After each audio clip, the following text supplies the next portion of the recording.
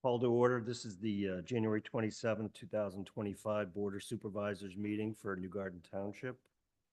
Please stand for the Pledge of Allegiance. Pledge allegiance to the flag of the United States of America and to the republic for which it stands, one nation, under God, indivisible, with liberty and justice for all.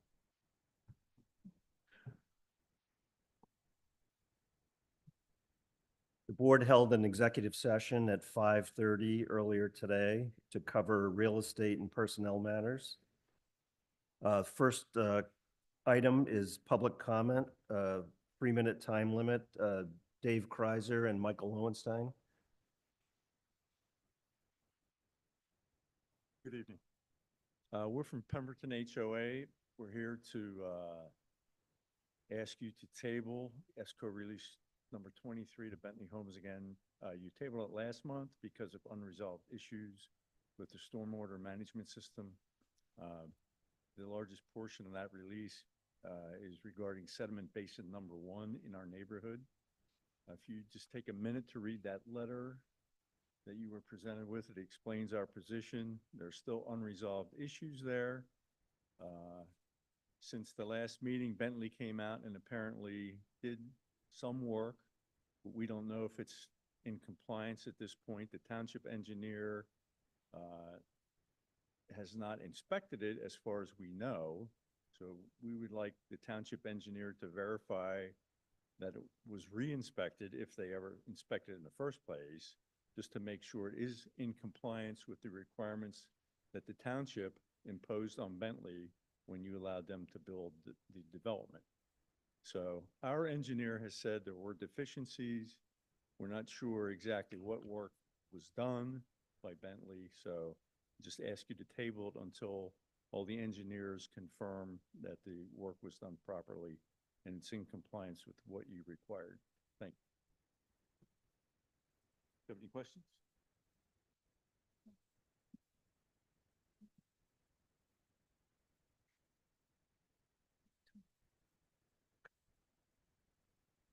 Next, we have public comment on agenda items. Turn it over to Don Morgan.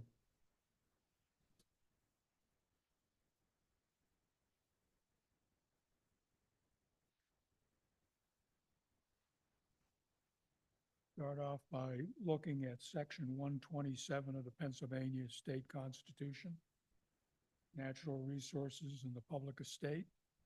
The people have a right to clean air, pure water, and to the preservation of the natural, scenic, historic, and aesthetic values in the environment. Obviously, I don't think we're getting those things. Second page is a study, 4 samples from tributaries to the white clay and 3 to the white clay, 1 to the red clay. And the study was done by the laboratory at the University of Delaware. It was under the auspices of Gerald Kaufman, who's the president of the National Institute for Water Resources, director and associate professor of the University of Delaware. And if you look at the Clean Water Act, which is down on the bottom of the left-hand side, The EPA limit for nitrates in the drinking water is 10 milligrams per liter. Look over to the far right of the numerical results provided by the professor, and you can see two samples that are over that limit. And the question is there any health concern? Key points about nitrates in the water under the Clean Water Act: health concern. High nitrate levels cause health issues, particularly in infants, known as blue baby syndrome. I won't try and pronounce the official medical term for that. And sources of nitrate contamination: runoff from fertilizers, animal waste, septic systems, and certain industrial activities. So I think we know that we've had a clean water problem. There are periodic outbreaks in the white clay of that are indicative of problems like that. So I'm going to continue looking to see if I can find someone that would do an effective study, a continuous sample, and bring it forward to the board, hopefully for consideration. Any questions? So Don, are all these locations, are they all in New Garden Township? Yes, they're all in New Garden Township. You can see the longitude and latitude on each one. And if you go into Google Maps and put them in, it'll show you right where they are. First sample was done right down on Star Road at the dip, that stream that runs through. Second was done as Mushroom Run, which is right at the corner of Ellicott and Garden Station. Third one is down on Egypt Road. And the fourth one was done up in a tributary off of Bancroft Road.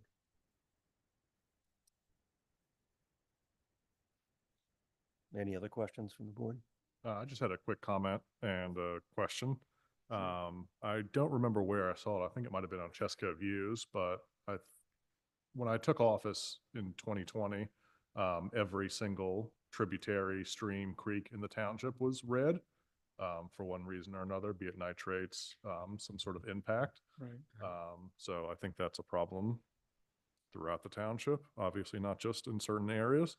And then my question was, the standard for the EPA with nitrate is 10 milligrams. So are you saying above 10, it starts to become an issue, or that's Yeah, what that's the baseline of what it should be? According to the Clean Water Act, it's an issue after that. Okay. Now, when the sample was taken in September, it had been particularly dry for a long period of time, as I'm sure you remember.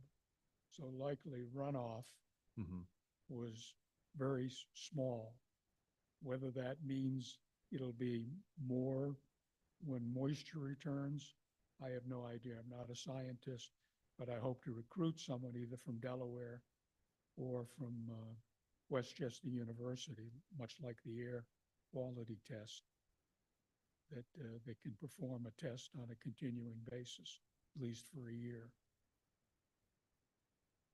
Would it be appropriate to see about if we could let them set up at the Hiles property as a continuous site, since we own that and it's pretty prime real estate, I would think? I'm sorry. If you want to see about setting up something at the Hiles property, since that's pretty prime real estate for the White Clay Creek, since we already own it, it's easy to get to. I will take anybody's recommendation. Okay. And see if I can find it. Now, I've spoken with a person at Westchester, and the woman that's the water quality expert is new to the university and is tied up with just trying to get her classes in shape. So I'm not sure how available she'll be, but I've been waiting to see if she would take that on. If not, I'll go back to Jerry Kaufman at the University of Delaware, who's a noted quality expert he also does the testing for the Newark city water supply and has told me that we send him nitrates. Don, just so I understand this correctly, these samples, you have the 4 samples and the 4 readings, right? One is really low. Would we say that that's prior to it hitting like mushroom run or whatever? So that's before, and then the samples that are high are after. Yeah. Okay.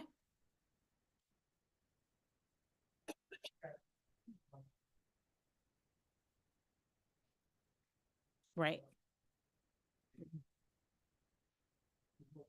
Potassium is high too.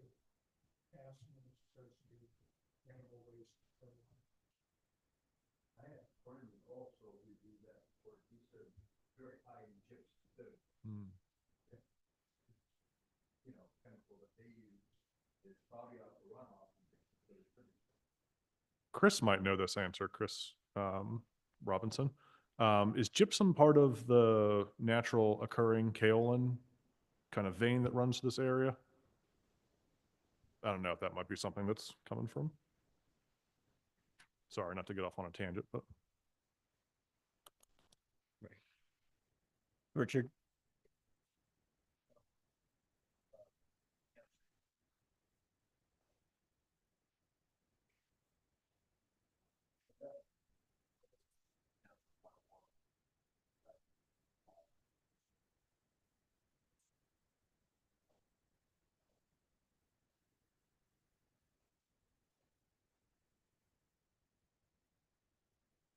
So I think Don's intent is to see if we can partner with a college or something and get more collective data. And yes, I believe we would be interested in doing that.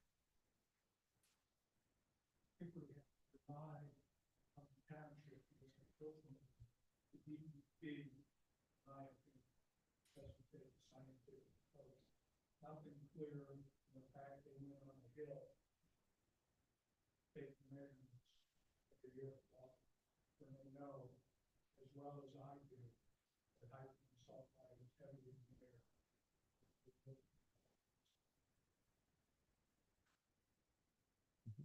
Thanks, Don. Thank you, Don. We don't have any public hearing or recognitions tonight, so next we'll move on to a presentation on the Brandywine Red Clay Alliance, the Bucktail Road Stormwater Project. Turn over to you, Brian. Brian Finslow.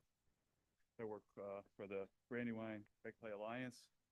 I'm the Watershed Conservation Director.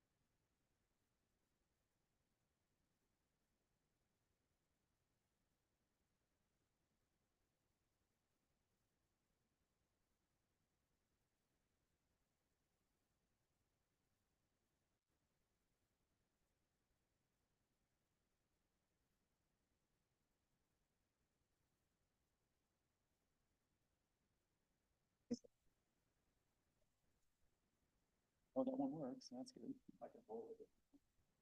I don't know if it's one work because it was coming in during public comment time. I don't know. Is that better? Oh, that's better. Okay. Talking loud. So, Bucktoe Creek, this is White Feather Farm. It's right on Bucktoe, Road.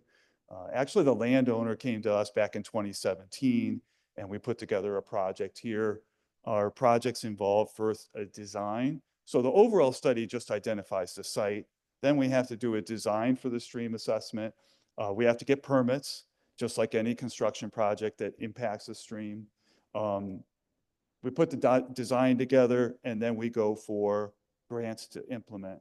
The township, 2 township managers ago under Tony Shivert, you donated to help get a DEP grant for that design phase.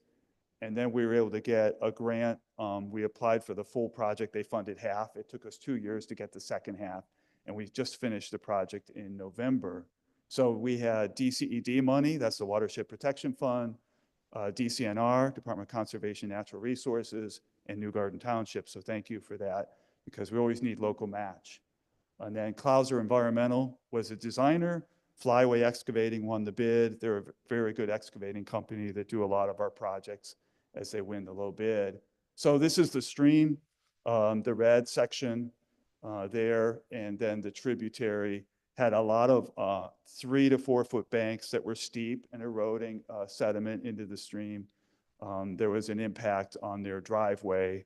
And so we wanted to address that and plant more trees there. So on the left, you could see there was a stream crossing with a plunge hole. That is erosion blanket. So that's where the banks were vertical. They were pulled back to a 3 or 4 to 1 slope. They're covered with an erosion blanket that erodes, and then a native vegetation will grow there in the spring. The picture on the right is their driveway. The stream actually came to the driveway, took a hard right, and goes under the culverts. Eventually, it was going to wash that driveway away. We were able to straighten that channel out so it's a straight shot. And then this is an area up here, again, more grading. Sometimes we have to use rock, especially around the driveway, to prevent erosion. Sometimes rock or log structures divert the erosion forces to the center of the stream to prevent new bank erosion. In the top picture, you see root wads. If we take down a tree, we will sometimes put the root wads in the bank so the energy of the water hits that root wad, slows the energy down to prevent further erosion. The next thing we'll be doing this spring is we just ordered about 240 trees that are going to be planted along the stream. So the trees stabilize the banks, the roots stabilize the soil. The leaves actually nourish the stream. That's what the bugs feed on and live on. Our streams are getting too warm. We think that's one of the reasons the bugs aren't there. If you're a fisherman, you know trout like cold water, different water levels of the bugs. So shading the stream is really important. And so we will be planting that. So we meet with the landowner, we choose the trees, and we'll be planting that in April this year. So that's the Bucktoe Creek project. This is the map there behind me of the entire watershed. So each of those white dots is a place we took a note, took a picture, saw something worth noting. We have the red sections are the high priority. I think it's the yellow or medium, the blue are no work needed. And so that is our blueprint, and it usually that's about a decade's worth of work right there. And so also in the report in the back, each of those points, you can read it. It tells you what's the assessment at that site. So, and then it tells you what the priority and the recommended actions. So it's a pretty detailed report that we can go through, and that becomes, again, our blueprint. And so these are 3 other projects areas in the township that rank as high. So just downstream of where we worked, up to Sharp Road, there's a section we'd like to restore, very similar to what was at Bucktoe. I'm going to be talking to Aqua. Their pump station is there. Some of the erosion is getting close to the pump station. I would imagine they'd want to address that. Disconnected floodplain. So that's one of the sites that we would do very similar to Bucktoe. We do have a little bit of funding left in DCNR that we could use for a related project. So there might be an opportunity. It has to be a completed project. The other site is this is Scarlet Road near there, near where the red line is. We are working, we just got a nice grant from the National Fish and Wildlife Foundation. We're hoping DEP gives us the matching grant to work with Kennett Trails Alliance. Complicated over there. The land's owned by Kennett Borough because of the sewer plant along the stream in Kennett Township. And we're doing almost 3,000 feet of stream restoration there, 7-acre buffer. And so we would love to work with the township on Scarlet Run on the township side. Pretty steeply eroding banks. It's got a floodplain there we could connect to.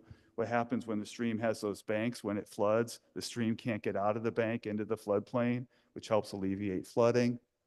So this is really a great opportunity. I think that's all the way to Chandler Road, I believe. So that's a project we'd love to talk to the township about. The other one is up near the top along Route 1, large open areas. Look at how high those banks are. That's sediment that, again, it channelizes the stream. It's an opportunity to reconnect the floodplain, create wetlands, create new habitat. And then the process, I think I've described this to you, is this is voluntary. So we need landowners who want this project. They have to agree not to remove any of the structures or trees we put in for 20 years because we're using public funding. We then have to do the design, get the permits, put it out to bid, get the funding. That takes about 3 to 5 years. In the case of the Kennett Trails project, we got earlier because Kennett Trails Alliance funded the design phase. So that took a year off the project. The other thing that we look at is riparian buffers. We right now have a grant from DCNR to plant 7 acres in the red clay, east or west branch. And so I'm hiring an assistant to help plant those over the next 3 years. So riparian buffers, again, when people mow right to the edge of the stream, turf grass only goes, roots are about 2 or 3 inches deep. They do not stabilize the banks. So we want to pull the mowing back, create a no-mow zone. And so we have identified on the second map, the aqua green areas are areas where we believe we can add more trees with a willing landowner. So there's opportunity to do that. There's many different ways. Right now, riparian buffers and meadows are a popular best management practice being funded through a lot of different sources. That's my contact information. So I think I had 15 minutes. I hope I did all right. I don't know if there's any questions. My intent was to bring you up to speed on that project and other opportunities. There was a picture back about 5 or 6 slides that had what looked to be a remnants of a dam. Yes. Do you know what that was? Yeah, we walked up there. There's a lot. There was something going on up there. This is up closer to that Chandler Mill Road, right? Chandler Mill Road. Yeah, and clearly there was it wasn't a full dam, but there was some structure to divert water there. And, when we can, we pull those out so that we allow free flow of the water. We've actually removed a few dams. I don't think there's any dams in this watershed that we're looking at, but yes, that's what that is, some obstruction there. Well, certainly I appreciate what you're doing in the Bucktoe Creek there. Looks amazing compared to what it did after several storms ago. So I would certainly, for one, would be interested if there's other small projects that we can partner in on that are in our township. Please reach out to the township manager. So this was a discussion. I had the opportunity to walk the site and everything, and I asked as many questions as probably got answers on them as well. But we talked about capital planning for stormwater projects in terms of a kind of a holistic approach to storm. So this would be one component of it. So we would want to take someone who has already kind of listed out the criticality of possible projects. We would need to replicate that same effort in the white clay side because those are obviously our 2 major watersheds, and then add that into other infrastructure projects, culverts, other kind of like, actual hardscape type projects that we have, and kind of put that into a more holistic stormwater management capital program. So that's always a part of it. So it was very helpful that Brian had done a lot of the legwork as well. So we're going to pull this into a possible criticality. Granted, cost assessments are kind of the next thing. We have to understand kind of what this means for the township to participate. Yeah, and the second brochure you have is about the stream restoration process. The one thing that I didn't forgot to mention, which is probably most important for you all, is the MS4 program. So I'm hoping that this project is in your MS4 plan. These other projects could help with your MS4 plan on sediment reduction.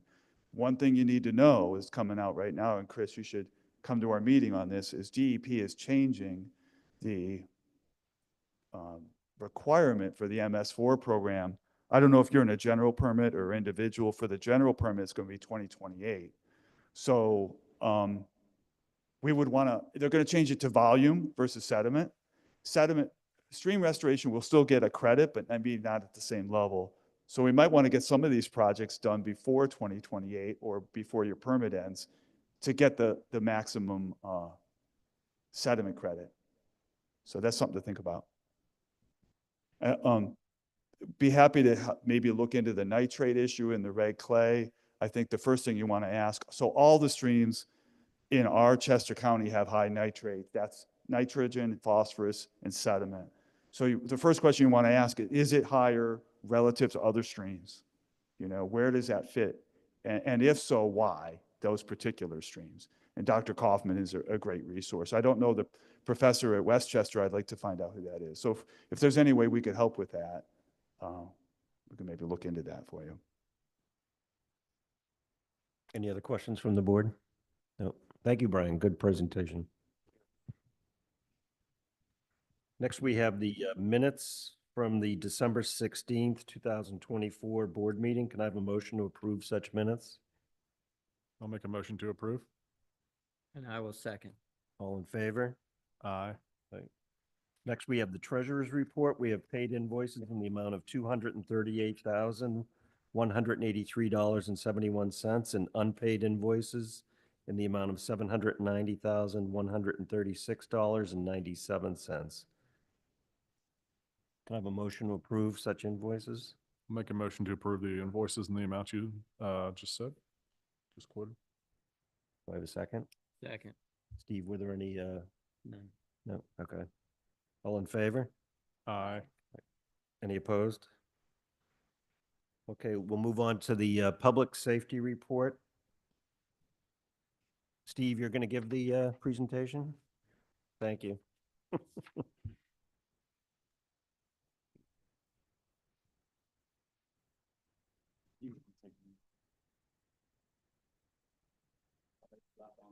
Yeah. Back up here, maybe.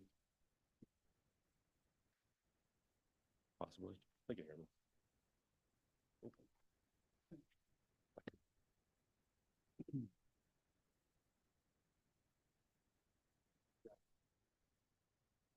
No, you never gave.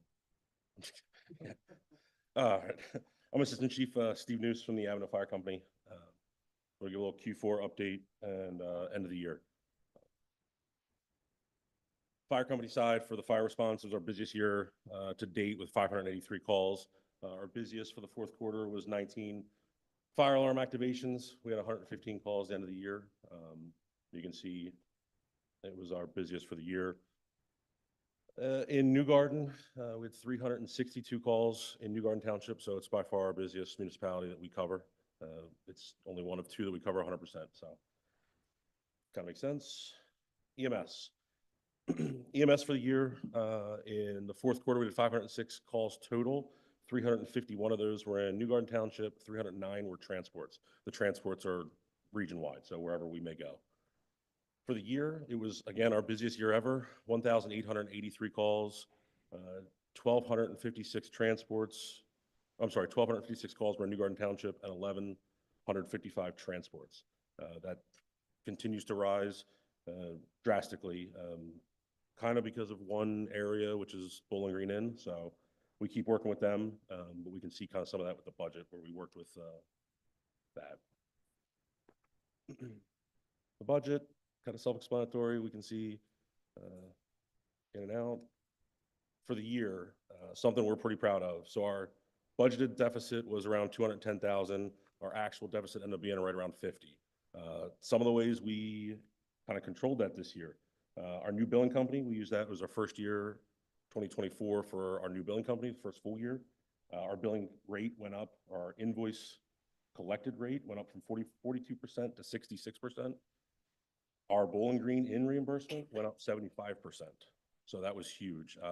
The new company had contracts with different Medicare and Medicaid out of state, Delaware and Maryland, where most of the residents are coming from. So that was huge.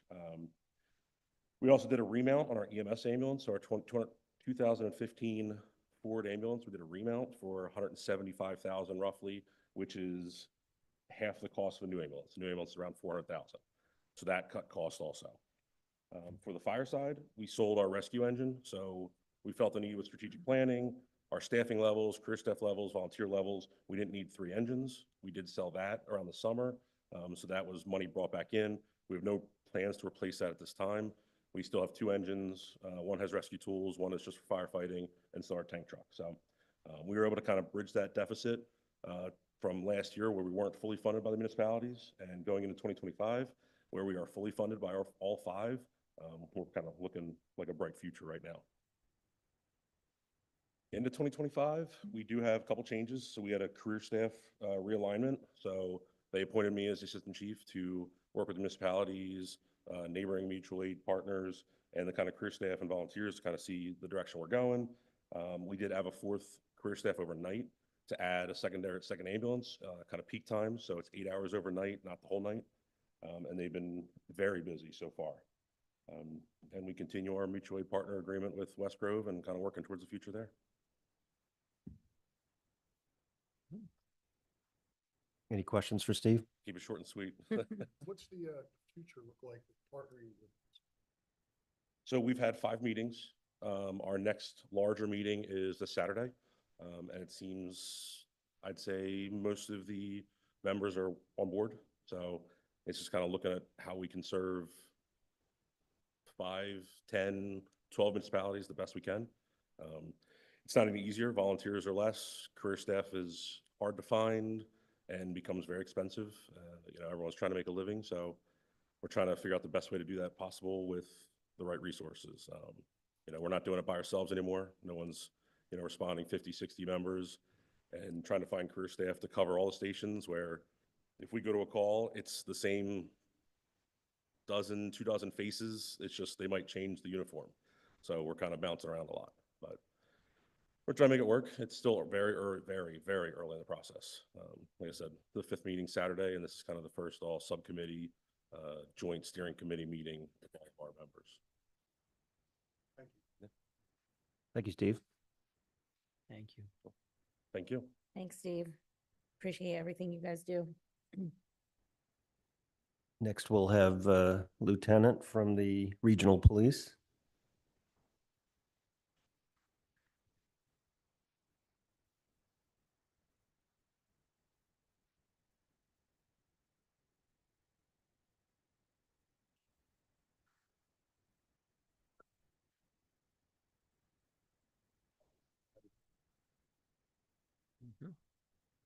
Hello, everybody. I'm Lieutenant Joe Versagli, Southern Chester County Regional Police Department. Going to do the same thing Newstead here and just give you kind of a rundown of Q4 and annual. As you see, this is a great trend. We're seeing this with Part 1 and Part 2 crimes. Part 1 crimes are your more serious offenses, and Part 2 are going to be your still not good, but a little less egregious. So what you're seeing here is for New Garden Township, this quarter, we had 12 Part 1 offenses, leaving it 42 for the year. Total over the entire jurisdiction of the Regional Police Department is 57. As you can see, last year we were at 83, and the year before that is 78. That downward trend is fantastic. And like Chief will say, a lot of that's attributed to the fact that criminals talk too. So when they find out that our investigators are as good as they are and our officers are doing the job that they do, they'll commit crime somewhere else. So that's a good trend we're seeing there. Same thing with Part 2 crimes. As you can see for Q4, we had 33 in New Garden Township, which is 141 for the year. Nice drop from 261 last year and 282 for the entire jurisdiction, dropping down to 198 there. So again, trending in a good direction. These are your regular calls for service, your EMS calls and assists and domestics and things of that nature. New Garden Township had 674 of those for Q4 and 2,603 for the year. Tracking pretty right along with the other 2 years there. So it's about where we want to be. This is a little hard to see here. These just tell us when the most activity is. So on a Wednesday at 1 o'clock in January, that's when we're the busiest.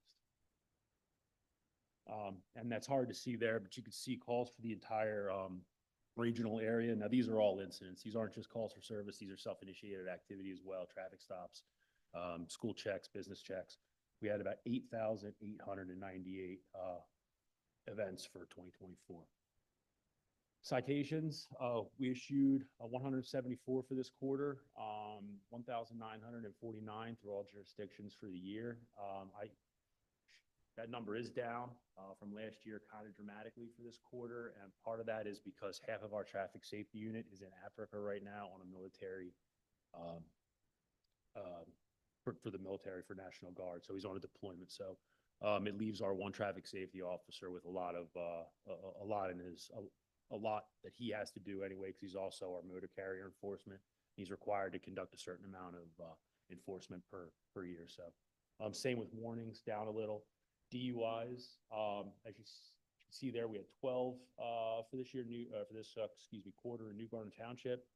That's 72 for the year, down from 107 in 2022. Now that's a national trend, has a lot to do with Uber and Lyft and people just making better decisions. So again, that's a good number we'd like to see dropping. Here's crashes. Please ignore that fatal area right there. We did not have 14 and 16 fatal crashes.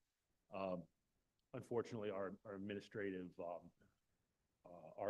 technician, our records administrator, I'm sorry, was involved in a car crash. She's okay, but she's just out of the office. So we kind of, a few of these numbers we didn't get a chance to revisit. So 252 crashes in New Garden for the year, 83 in Q4. Again, kind of falling in line with where we were the past couple of years.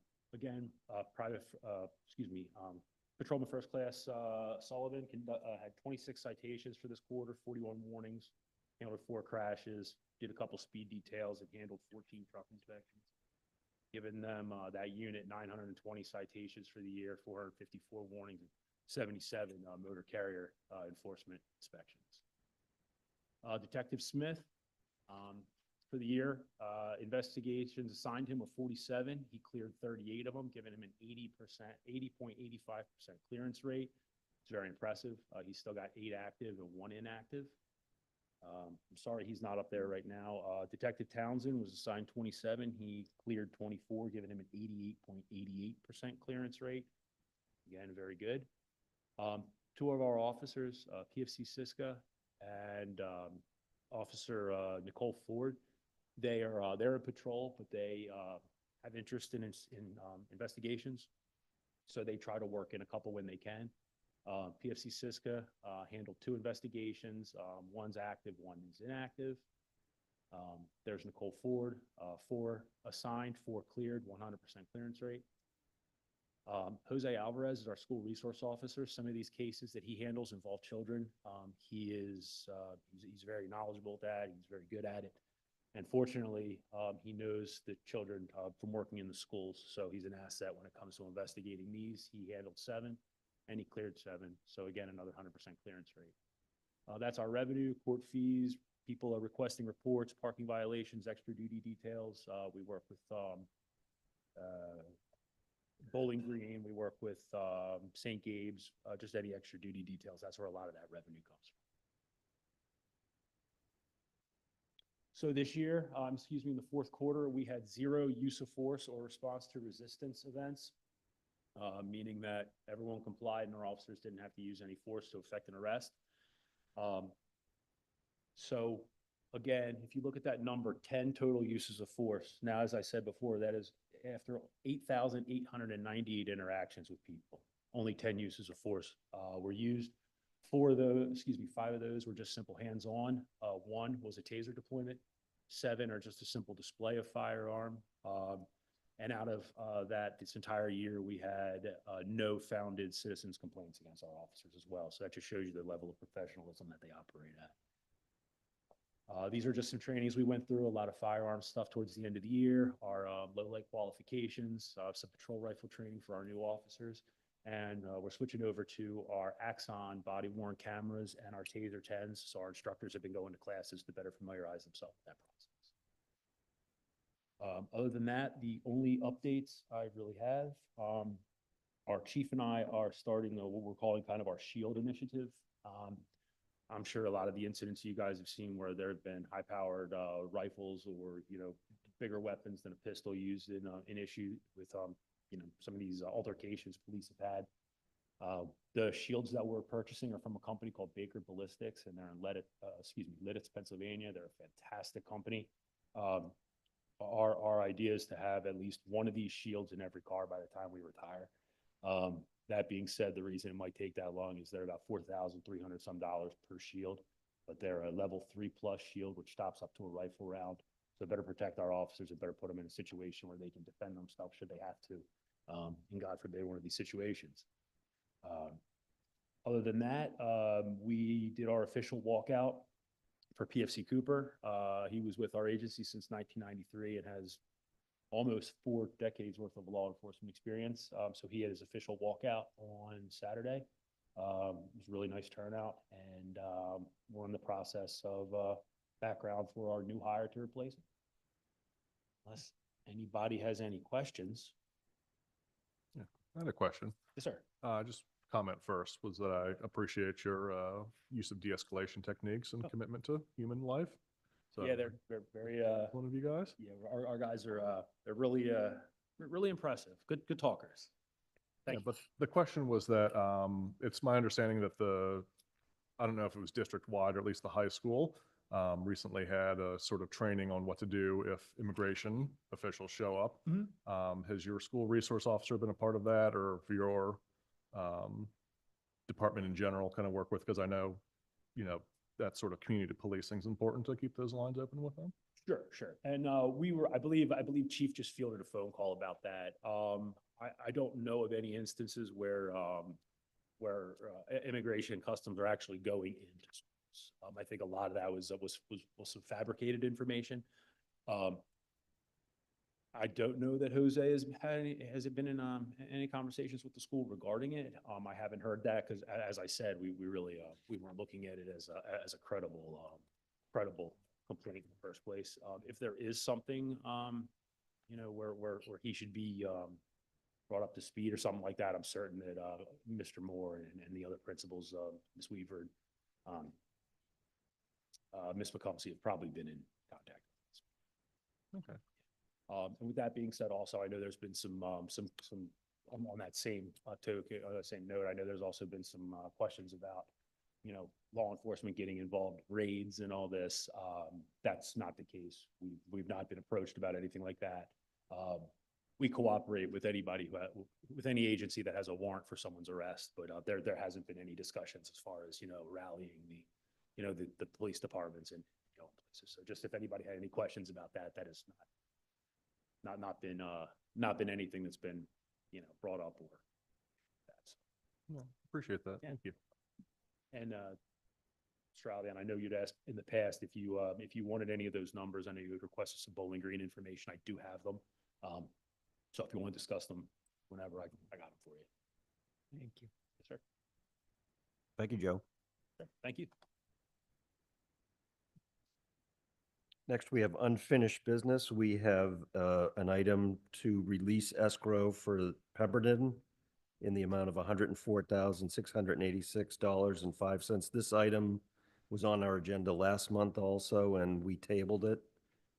Winnie, I'll turn it over to you. Yes, I have the letter from the Pemberton Homeowners Association, and I actually have spoken with your attorney. You have a contract with the developer. Contract says when they have money in security, financial security for us, when they perform certain actions as inspected and approved by our township engineer, then you agree in that contract to release the funds under your control. This release has been approved by the township engineer. And when I spoke with Holly, I said to her, "You're saying our engineer is wrong." And she said, "No, I'm not. But we have another engineering report." Unfortunately, the homeowners are very upset, but we don't have a contractual relationship with them. We do have a contractual relationship with the developer. They have complied with the requirements of the contract to get this release, and my advice to you is to grant them the escrow release because we have a contractual obligation to do so. No, that's not what you want to hear, but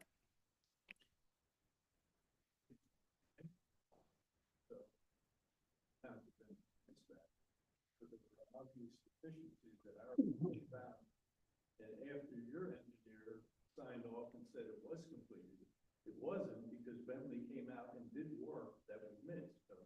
So well, I think that you can understand that there can be only one township engineer, and we rely on him.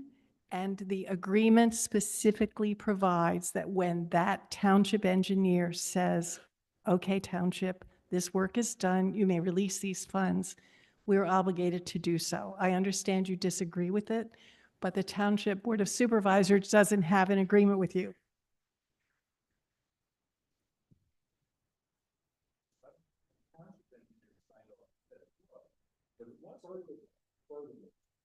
After the last board meeting, immediately, as Dave points out, work was done on the stormwater system. Okay.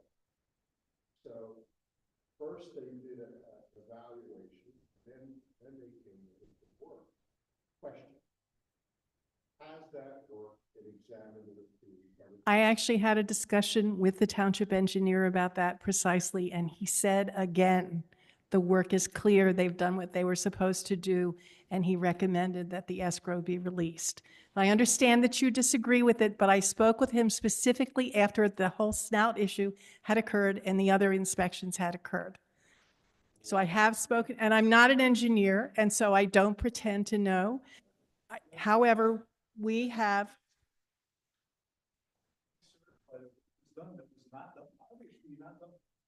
as I said, need to ask of the township engineer. I think we have been through, sir, if you'll just let me speak. The township engineer has been over this with the manager, with me. He has repeatedly reviewed the situation and their requirements. I understand you disagree with it, but the contract is between the township and Bentley, subject to the engineer's review, not what you think and not what your engineer thinks. I understand you're upset, but I would just,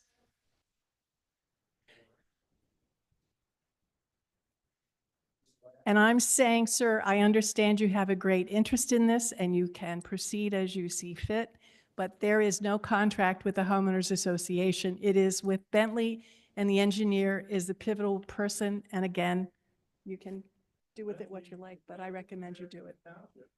Township can say the work wasn't done correct.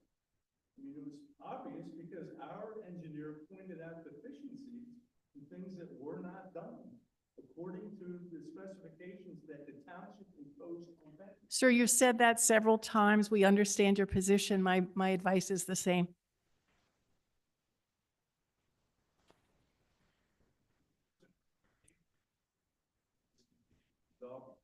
It does hurt. We have a contractual obligation. Yes, sir.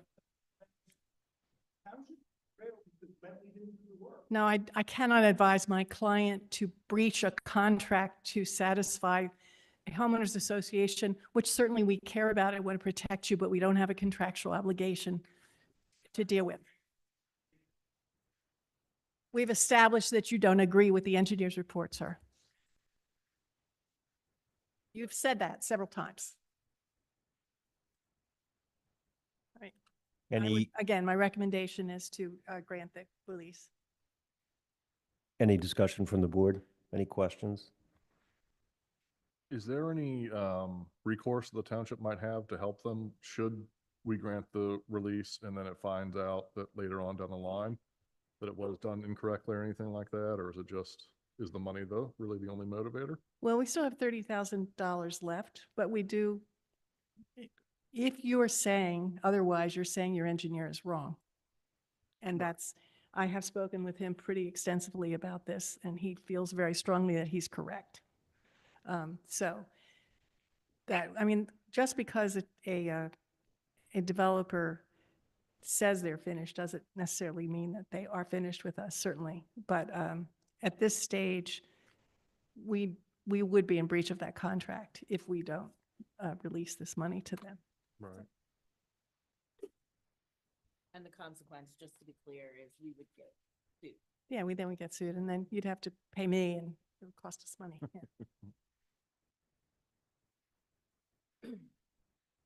Board good with taking a vote?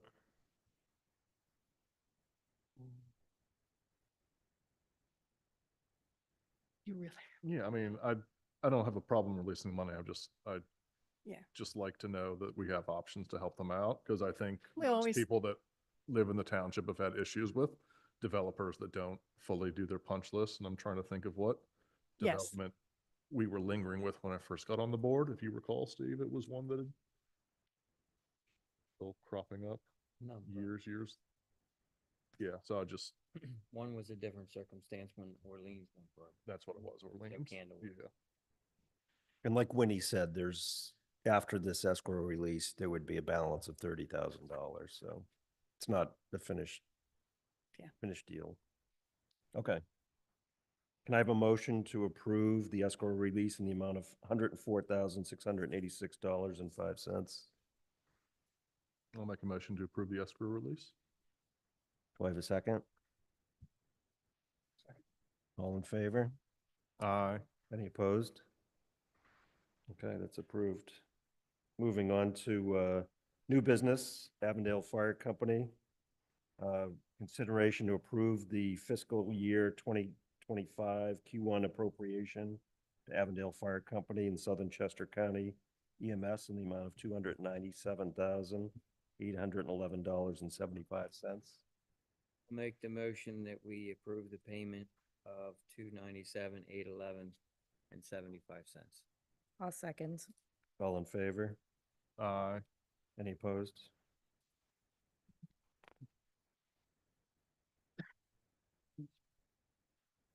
For the next item, there's no presentation for it. It's just more than saying that if it's been formally submitted to the township pending any kind of final commentary, it would be cemented on that date. Okay. So. And that it's in there for any sort of inputs. Okay. Yep. Next item is related to the audit. So Witham, Smith and Brown, the public accounting firm, has submitted their audit report for fiscal year 2023. Next item is to appoint Witham, Smith and Brown as the auditor for fiscal year 2024. Can I have a motion to approve Witham, Smith and Brown? I'll make a motion to approve Witham, Smith and Brown as our auditor. Do I have a second? You okay, Chris? Yes, yeah, I wanted to make sure that they had submitted the final version of 23 that was delayed for obvious reasons when BB&D was acquired by another company at the beginning of 2024. That extension essentially got us kind of in the immediate line after schools. They kind of jumped in front of the line in the middle of the summer because schools take precedent in Pennsylvania. So then we got deferred to an audit for 23 start date, really when they did for bulk amount of their field work towards the end of September, early October. So that process got kind of extended. So I wanted to make sure before we approved a resolution to do that for 2024, we had a 23 submitted audit complete. So that's what you have in front of you, kind of back to back. So the goal is that they're going to jump straight into field work starting for 2024 immediately. So we're going to start the audit process starting the beginning of February, Christina? Give or take, yeah. So Give or take. and we've already done our year-end close. We do wrap up our budget, and that'll be part of the kind of Q1 financial processes that we'll undertake here. Okay, with that, I will second David's motion. But of course, just want to make sure He did come in, he provided a summary in November of essentially a clean audit, and that's what this is, the actual full report for just public review. All in favor of approving Witham, Smith and Brown? Aye. Aye. Any opposed? Approved. Moving on, the Thompson escrow release in the amount of $371,303.80 for the Thompson Tract Longwood at Stonebridge. Can I have a motion to approve such escrow release? I'll make the motion to approve. I'll second. All in favor? Aye. Any opposed? Next, we have 174 Maple Lane zoning hearing board application. Thank you, Robert. So the memo's been provided to you. The property owner wants to take put a solar array on the property, which is adjacent to the residence. Mr. Bear is here if you have any further questions. But I think it's pretty straightforward. If you remember, in June, got a variance for a pole barn on the same property that was without it was the accessory without a principal use. That was granted by the zoning hearing board. Again, Mr. Bear's in tonight. He's going in front of the zoning hearing board tomorrow night for that variance for the solar array. In my comments, the only thing that I note is the fact that it's a larger property that already has one variance on it. Now we're seeking a second variance with no principal use. So I would just want to bring that to the attention of the Board of Supervisors, because there's still plenty of room if this variance is granted moving forward. Is there any questions or? Winnie, did you have something about I had a access? question about the fact that the access, and I think I explained to you, I saw the plan and it has a right of way, but it's not in the deeds anywhere. And you own the back piece as well, or the LLC owns the 9-acre piece behind it. Is that right? Yeah. Sure.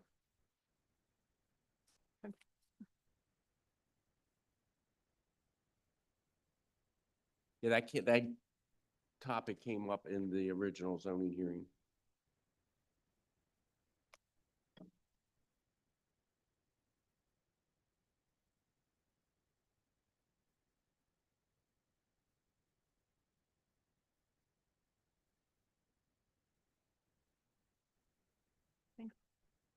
Thank you.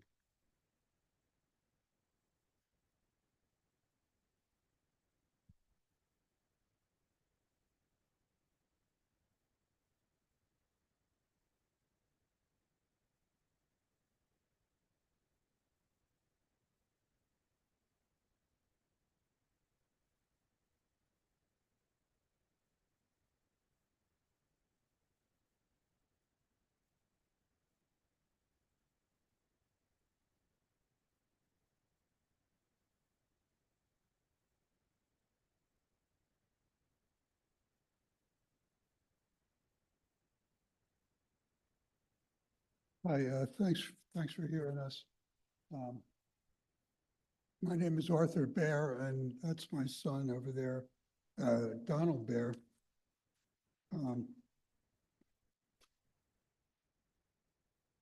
Thanks for introducing our project. This is what we're proposing. It's a ground-mounted solar array. It's small. It's within the confines or within the recommendations of your ordinance for R1 residential zoning, which is where we live, where the property is. Your planning commission board last week unanimously approved our application. And I just have a brief explanation as to why this makes sense for this property.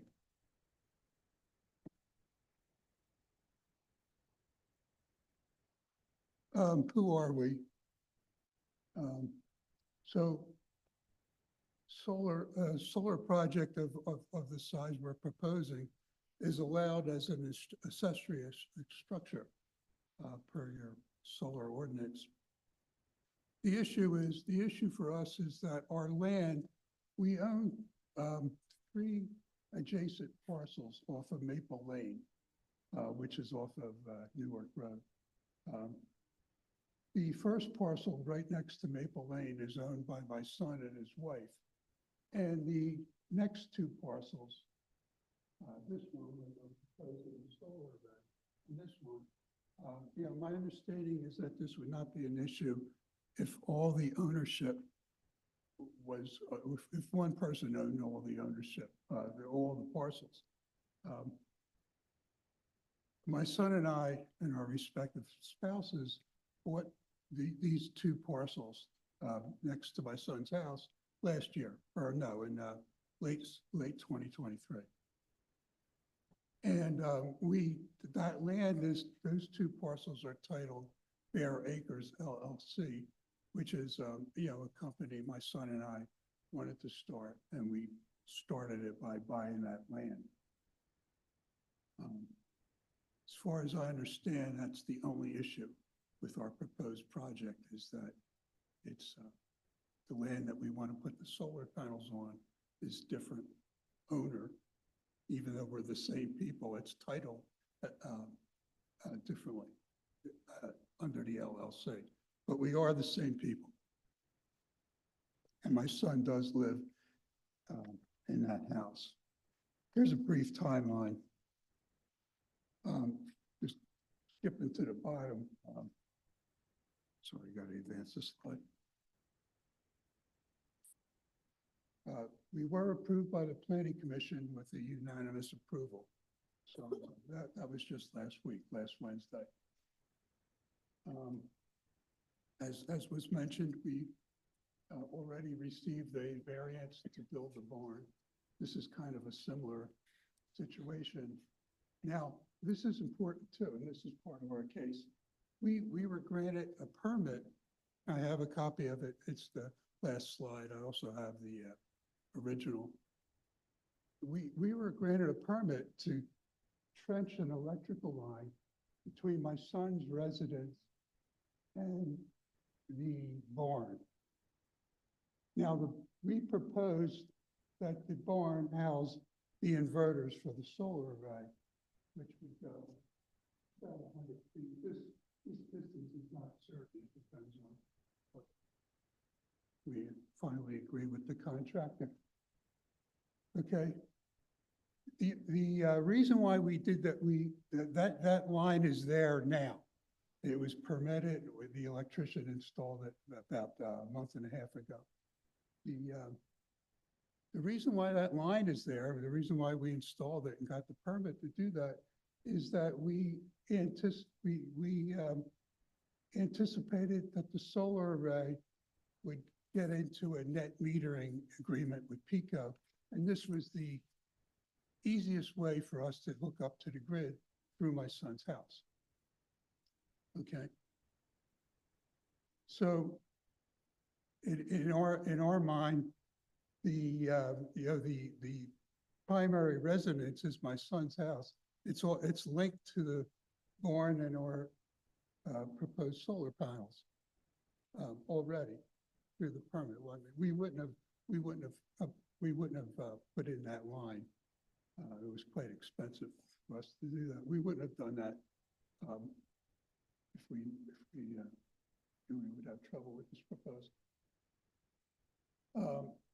The project is within the allowable R1. It's the footprint is less than 1,000 square feet, 966 square feet. Sometimes it's just hard to understand what solar units are, but this facility is roughly, it's 48 solar panels, and it's 48 solar panels, and our contractors told us that it's enough energy for my son's house uses about 12,000 kilowatt hours per year. This should generate about twice that. So we want to power my son's house, plus sell the excess electricity back to Pico through the grid, which is connected through, through the electrical lines supplying the house. So I think I hit these. We could talk about this right away issue. I think the commissioner brought up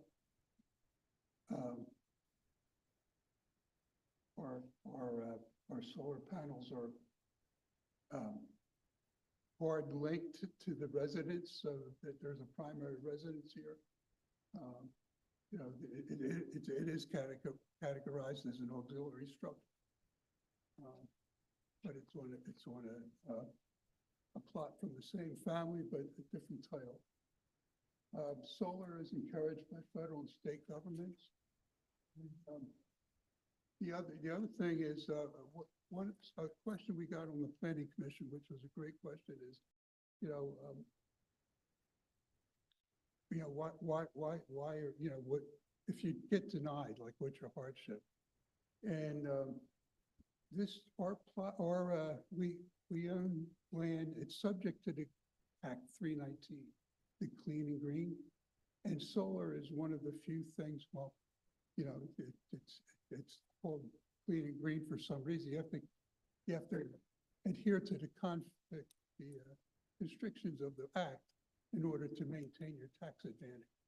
And solar is one of the things, a solar project of this size is something that we're allowed to do. We are also allowed to build the barn and still adhere to the 319.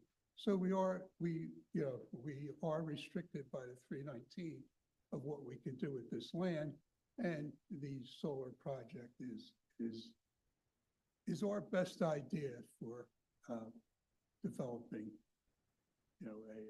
a business interest in this land. The right of way that the commissioner mentioned is dashed in at green. It's not developed, but it is on the map of the surveyor.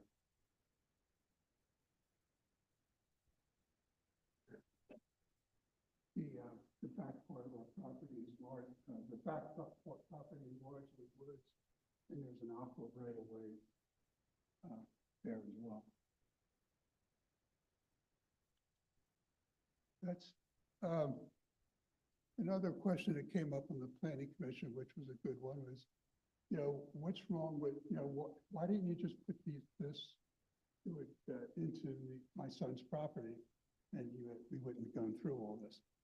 Well, a couple of reasons. This is south. You want the panels facing south.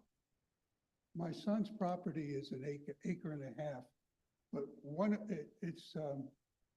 acre is the front of his property, facing out to Maple Lane. The house would shade the panels. There might be glare to the adjacent neighbors. So since we own this land, we wanted to put it in the back where this property off to the right here is an industrial scale florist. I don't think anyone's going to notice anything there. My son's property has ornamental trees on it. That wouldn't make it practical to put solar facility there. So we want to use our land this way. Any questions?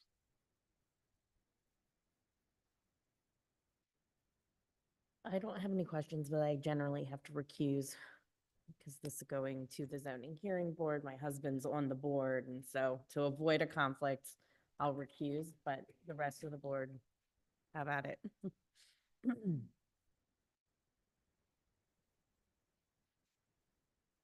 And Robert, you recommend that we take no action on this matter?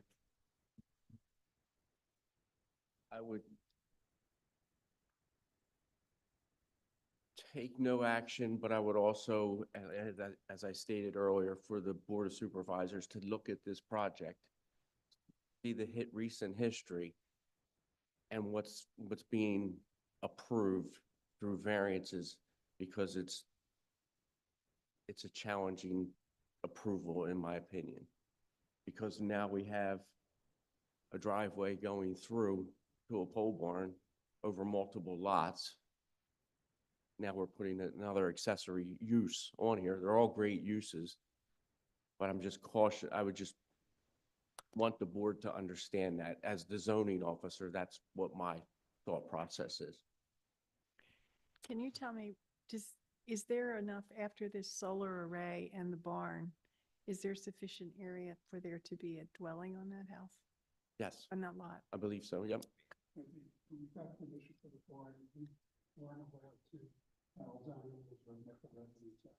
It's basically a storage for, The storage is for the garage, but yes, you could put a dwelling that it has a principal use. we weren't allowed to do that. We specified. No, that hasn't, yeah, that, we're talking about zoning, that, to answer your question, yes. Yes. And meet the area in bulk. One thing that you might consider is, because Robert's concern is we now have two uses on a lot without a principal use, is to request that the zoning hearing board place a condition on it, that there be that this is it unless a principal use is placed on the lot.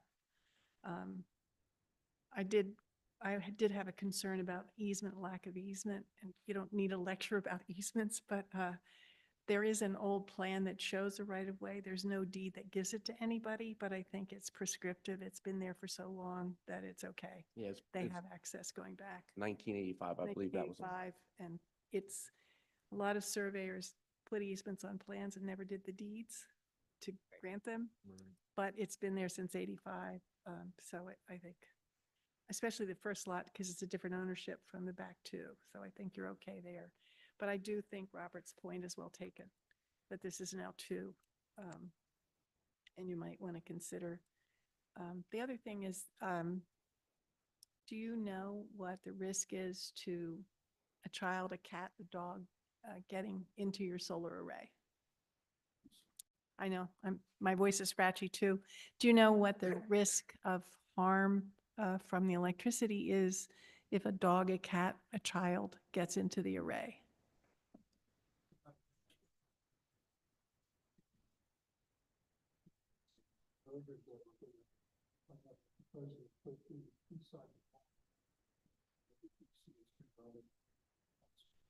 Okay, so, So be okay. protected. all right. Would you agree to that condition?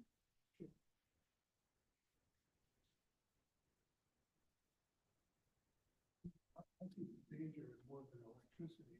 The heat. Would be tripping or, like fall off a piece of playground and put it first. And they break sometimes, yeah. The other condition that was put on by the PC was that it has to adhere to the setbacks and ordinance. So for screening, I believe, is in there as well. There's plenty of room in the setbacks.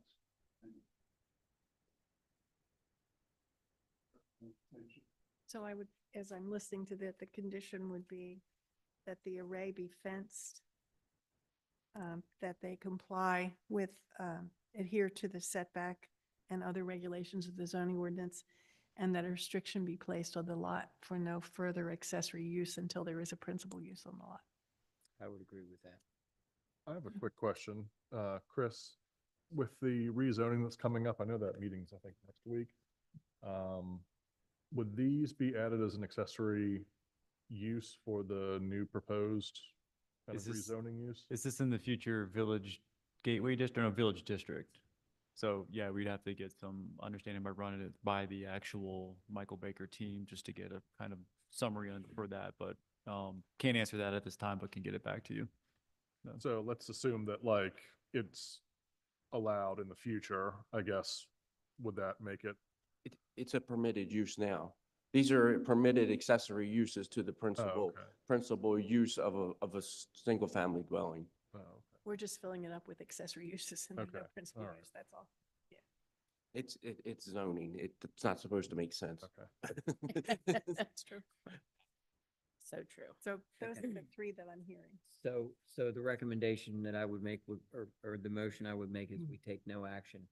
However, we do, request the place of the three recommendations that the solicitor is crafting on the fencing, the setbacks, and the principal use.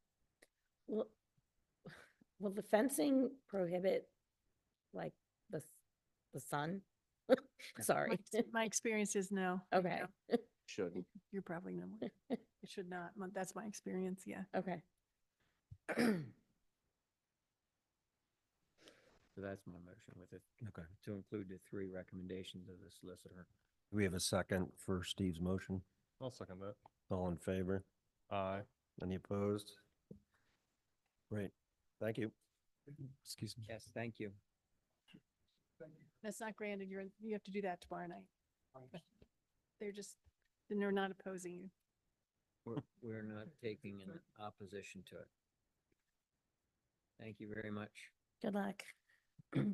Next, we're going to hear from John Martin regarding the airport access road repair. Thank you, John. Sure, no problem. Good evening, everybody. John Martin, Aviation Director for New Garden Township. I'm here tonight to talk about our access road. As you know, the access road into the airport, maybe you don't know, it's in very bad condition. We've been actively looking at options to repair the road, twofold for infrastructure improvement, but also for safety because of the driveway into the airport is in such bad condition. A lot of our customers, tenant base, visiting the airport choose to go through our hangar access drive and then go up the taxiway to get to their location, which certainly presents a issue at the airport with vehicles on taxiways. And so good news is we were able to secure a grant through the Multimodal Transportation Fund with the state. Typically, it's a 75-25 grant. We were able to work with the Bureau of Aviation and they agreed to a 90-10 based on the safety aspect of this type of work. Late December, early December, we actually opened bids for the project. Gorcon was the low bidder, and I'm asking the board for approval this evening to award Gorcon the contract, which is three parts. The base bid is the driveway repair. Alternate one is an access gate on the east side to prevent unauthorized vehicles to go down through the taxiway network of the airport. And then the second alternate is a crack sealing operation to the remainder of the driveway. And this is not a full reconstruction of the driveway. It is a rip up of the worst areas of the driveway and patching. And the security gate is a 16-foot wide, accessible with a card access on the east side. Bids came in, again, Gorcon was the low bidder. The contractor project total is $315,333.58.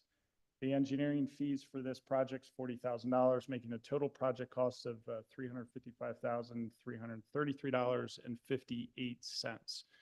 This project was planned to start at the end of last year due to timing of the grant funding to be in place as well as the permitting. We are ready to go on this project. However, the weather has now presented an issue and the asphalt plants have closed. So we have moved the project start to the end of the first quarter this year. Awesome. Mhm. I will make a Mention the motion local to share. approve. I don't have any questions unless anyone else does. Second. All in favor? This is a Aye. 90-10. We already voted, John. We're done. $35,000 roughly obligation to the airport.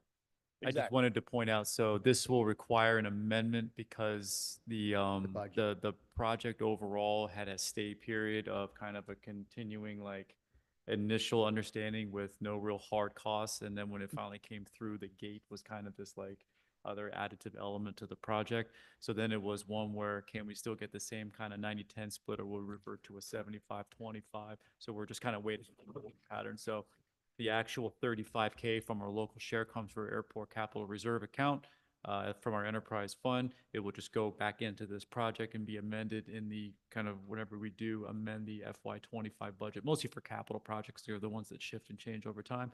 So that's why you see in the actual GL there, 0 budget, 0 spent on it. That will change too, in this case, to reflect the cost of this project with local share. So just wanted to make sure that was out there for any sort of interest in it, so. Thanks. I think we had a motion and a second. All in favor? Aye. Any opposed? Thanks, John. Thank you very much. Yes, sir.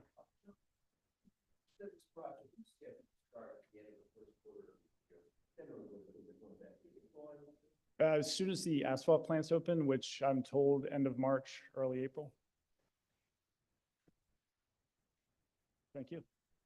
Next, we have the consideration by the board of the Westchester University Air Quality Study Report and accepting such final report. Chris, do you want to comment? It's not really for a briefer presentation because nothing really summarily changed from the actual presentation that was provided by Professor Chaina back in September. This is just the full report now. And of course, that took some just from my discussions with the professor, some final mile components to actually structure the report. And then there was one where he's kind of has his ultimate goal, obviously, to continue his project for the grant funded element for the Conservation Research Fund project, which to my understanding has its hiccups in terms of allocation of funding coming from the state for that project, but that's still scheduled to move forward. And this is just essentially, we had a contract agreement with Westchester to perform it. It was a final report, which is the final deliverable. And then now we have our report that we can be able to, I guess, put in front of legislators, regulators, whoever can see it to kind of drive that initiative forward. But this is more of like a punctuation point at the end of that project. Thank you, Chris. Next item seems similar, so we're just accepting the final report for the Chester County Vision Partnership Program, which we got a presentation on before. Correct, yeah, these are we don't need a vote for the board for these items, but this one is we have to approve a resolution. So for our ability to, I guess, coincide and the Route 41 Vision Partnership Program, which is funding the actual Route 41 study, we need to adopt a resolution or show formal acceptance of the study that was conducted essentially through that VPP grant program, where it was contracted out to Bowman, who did our, I can't remember when the last public meeting was. It was in the fall timeframe where we had a public presentation here with some other presentations provided virtually earlier on in the year. So this is just the synthesis of that report. So in order to get the grant reimbursement, close out the project, they needed either a resolution adopted by the board or proof of minutes of acceptance as some sort of formal acceptance. And of course, we would close out that project as well. Now we take the inputs here. It kind of coincides with our Act 209 project, which we're also doing right now at the moment. And this becomes kind of our formal ability to understand future transportation initiatives and changes along Route 41 as we either A, go through development along the Route 41 corridor, and we can kind of push and press for different things that kind of have been recommended. And then, of course, with our transportation funding coming from interim fees and future hard fees through our Act 209 process, it will go towards the township ability to I'll call it, advocate for outcomes that we look to see and the enhancements that we want along Route 41. So it's a big word salad to say they're done with their report and we need to get the grant money back. Good. So we accept that. Mike, you got the next two items? Oh, Yeah, you have to adopt. yeah, you have to adopt the resolution. Okay. Yeah, I'm sorry. So we do have to take a vote. Yep. Uh, I'll make the motion, we adopt the resolution. Is there a second? I'll second. All in favor? Aye. Any opposed?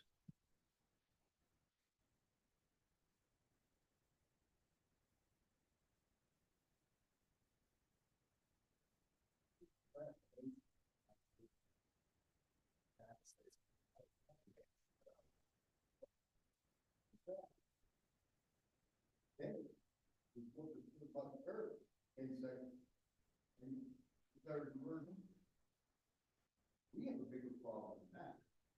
The verify, I'm gonna tell you, it's a problem. We have two, three, one time a year, we got a phone every day. 24 it's fine.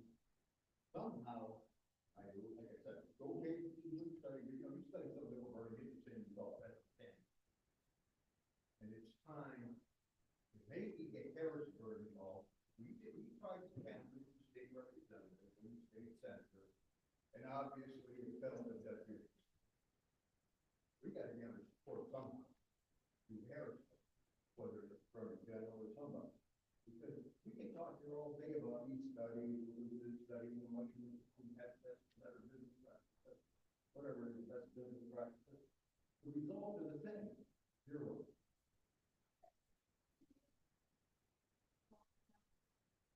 That were all the error testers were surrounded and that's where the results of that study was from. It's just used out 20%. And there's flat erosion and the data back. What can we, is there anything we can do? I don't know the county nearby that push, pretty much in front of me. Can we do anything like that? If it's the Water Valley Commons, I don't know what power we have. Is it something like private lawyers?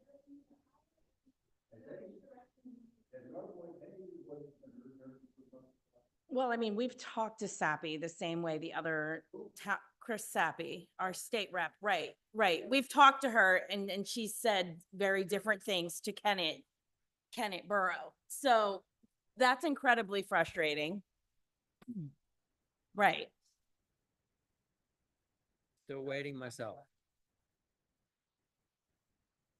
Now, as far as that, well, she's been involved in 2.5 years. And where she got now? That ain't work. Well, she's doing something for the borough. We've been complaining for years, so.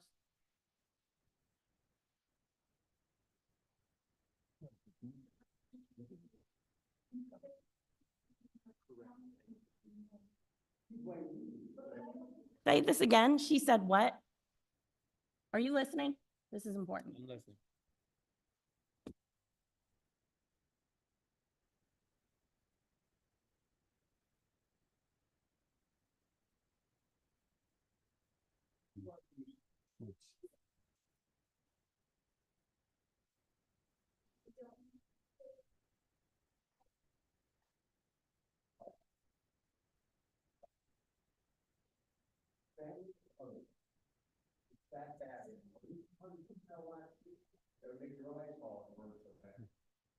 Yeah, we smell it too.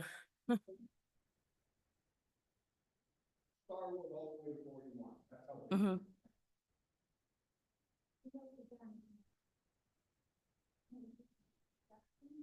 I mean, can we did the same resolution that Kennett Borough did.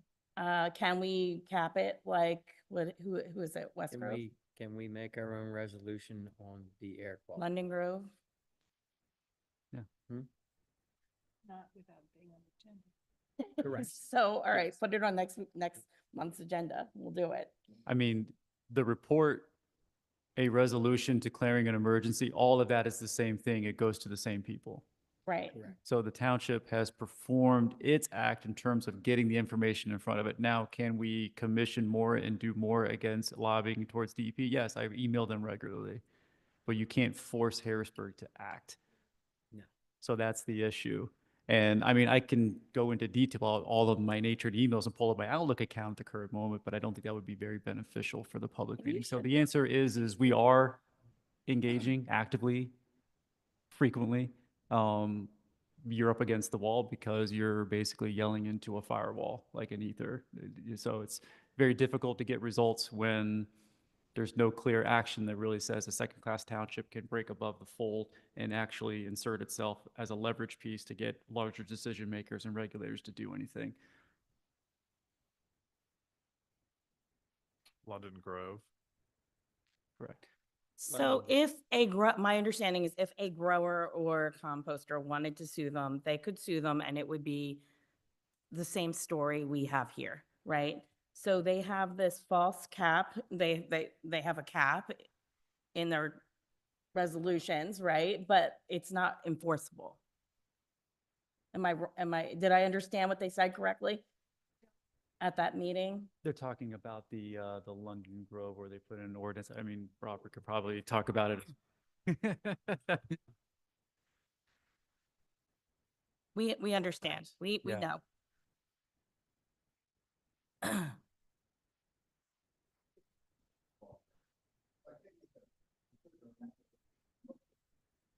Right.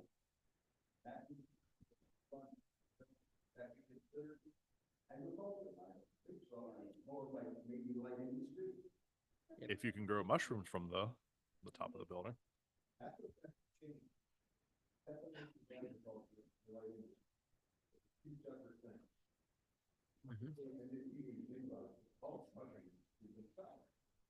it has to be changed.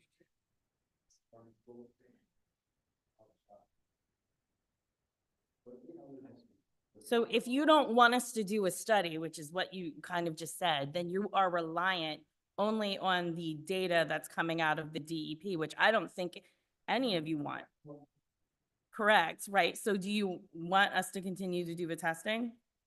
Right, correct. So that's what unfortunately we have to do. And then that data gets compared to the DEP's data and these things take time. There's nothing more frustrating, I think, to any of us sitting up here than knowing how long it takes to get things done. Just to kind of put it out there, so the airport air quality station, it's subject to a lease renewal to leave it there. We've already formally made a request to DEP to move it from the airport back down to the site, choose a lower site. So not putting it on the hill, but put it on the back part up closer to Laurel Valley.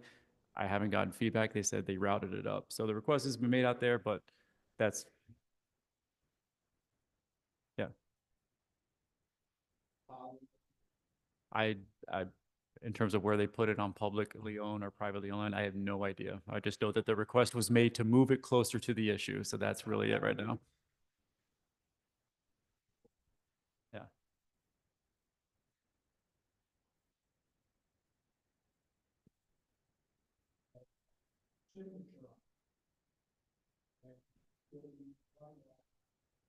It's for 8 locations.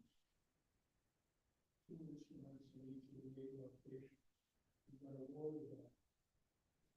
Get someone in the agriculture department sign it. Don, you just stole the words out of my mouth.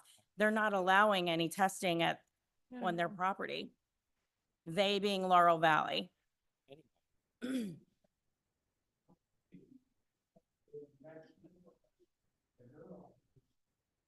said, when we talked about that study, believe me, the Mushroom Institute gets it. You work with Rachel Roberts. He gets it. He sat in a meeting with her and 20 representatives from the industry, in which they said they wouldn't cooperate, there was nothing to gain. When we said we have real problems with road and neighborhoods, they said it isn't their issue. It is their issue. They are. They see no responsibility because the state holds them to nothing. You're absolutely correct. Can I just go back to the item on the agenda that started this? And you have to understand, these are very nice people. I'm really not. So what I want to say to you is the law says you have no right as a public person sitting in the audience to interrupt them when they're deliberating. They're lovely. They let you do it. That's what the law says. So they were deliberating a resolution that said the Route 41 corridor study was done, and in order to get the grant money, they have to accept it. That's what the resolution was. That was it. That's it. That's it. I think we passed it. I think we passed.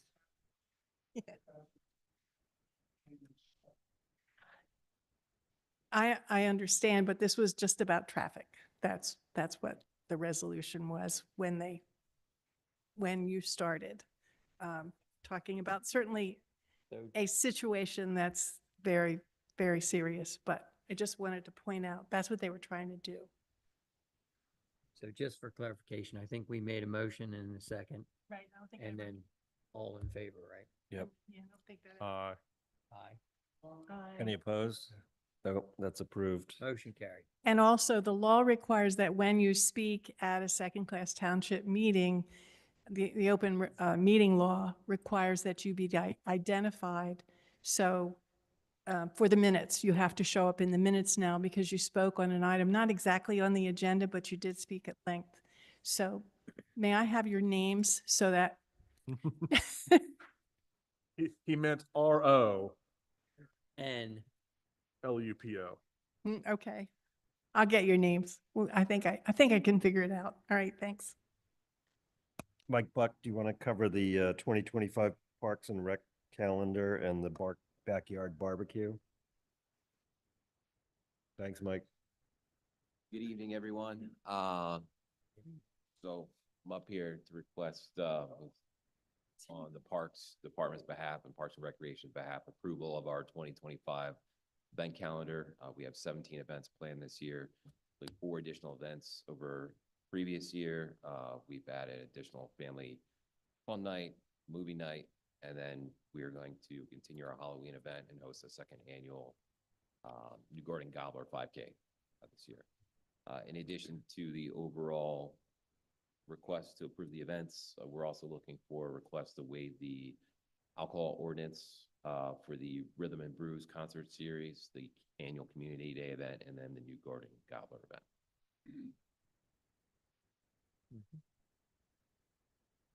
what is your best attended event? That was Community Day this past year. We had over 1,500 folks attend the event. It was epic. What do you think the key to that was? Good weather. Getting ahead of it enough and advertising. Wrong. No, wrong. Oh, Donuts. donuts, cider donuts. Yeah. Donuts at all. And I then- thought that was the key for your attendance. Northbrook? But yeah, I definitely. enjoyed No, it. the weather was Exactly. nice because we had gotten soured on weather all throughout the entire event calendar years. That was great. And the Parks and Rec Board did a fantastic job of kind of scaling it into even its next version, even from the year prior. So I think the maze was well received in terms of all the haystacks. So just this isn't necessarily anything that we're going to be, I would say, for the overall scheme of events, this was different than it was even like 2 years ago. So the direction that was provided to the township was to scale events, leverage New Garden Park. This repeats that. So I just wanted to give a shout out mostly to Mike and the Parks Rec Commission because they do a fantastic job to kind of making the most active and consistent use of our park. Yep. Yep. Here, here. Okay, I'll make a motion that we approve the 2025 events listing. Is there a second? I'll second. All in favor? Aye. Any opposed? And then the alcohol for you have the specific dates, or is it just for the Rhythm and Blues? Yeah, the specific dates are on there. So it's for the Rhythm and Brews, the New Garden Community Day, and the New Garden Gobbler. It was just for all the dates highlighted in yellow. Okay, Yeah, the one so with the yellow make a motion for the highlighted events to waive the ordinance. There's The Township waived- alcohol yeah, ordinance. Sorry, Exactly. because it's a dual, once you could do 2 motions. or Yes. 2 motions, so Winnie would be upon your preference, how to approve it. We need to do them individually, or? So it's on the, if you can reference the It's list. the same thing. So, It's just, so the list is part of the agenda. Those 2. Okay, yeah, just as referenced by the Count- board recommendation. As listed by the calendar of events Yes. recommendation that we waive the ordinance relating to alcohol in the park. So we have a motion. Do we have a second? I'll second. All in favor? Aye. Any opposed? Okay, Chris, you want to take the last agenda item? Yeah, just one more item. Thank you, sorry, thank Mike. you so much for your support with that one. And for this next item here, for the backyard barbecue alcohol food and permit waiver request, I'm gonna have Mark Burke, who serves as kind of the chair for this group, come up and just speak on behalf of their organization. Okay. Happy to be back. This is my third year visiting with you folks, but you're all familiar, I think, with the Brandywine Backyard Barbecue Festival. This is a fundraising event for Octorara District, Chester County Scout Council. And it's been a very good event for us, and we'd like to thank New Garden Township for their help and support, and also Mike and the crew at the park. The waiver requests you have in your documents, but I'll be brief. This is a event. We have food trucks, merchandise vendors, bands for entertainment, and we'll have a winery and a brewery selling drinks.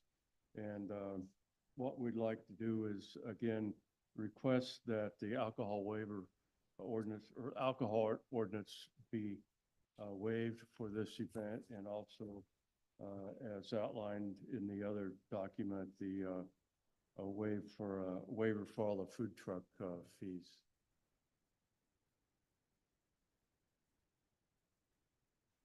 Thank you, Mark. Thank you. No, this is a separate thing. Okay, can I have a motion for that? I'll make a motion to waive the food truck permit fee and the alcohol ordinance for the 2025 backyard barbecue. I'll second. All in favor? Aye. Aye. Any opposed? Approved. Chris, do you want to take the resolution 25005? Yes, so item K, so this is more of an administrative element.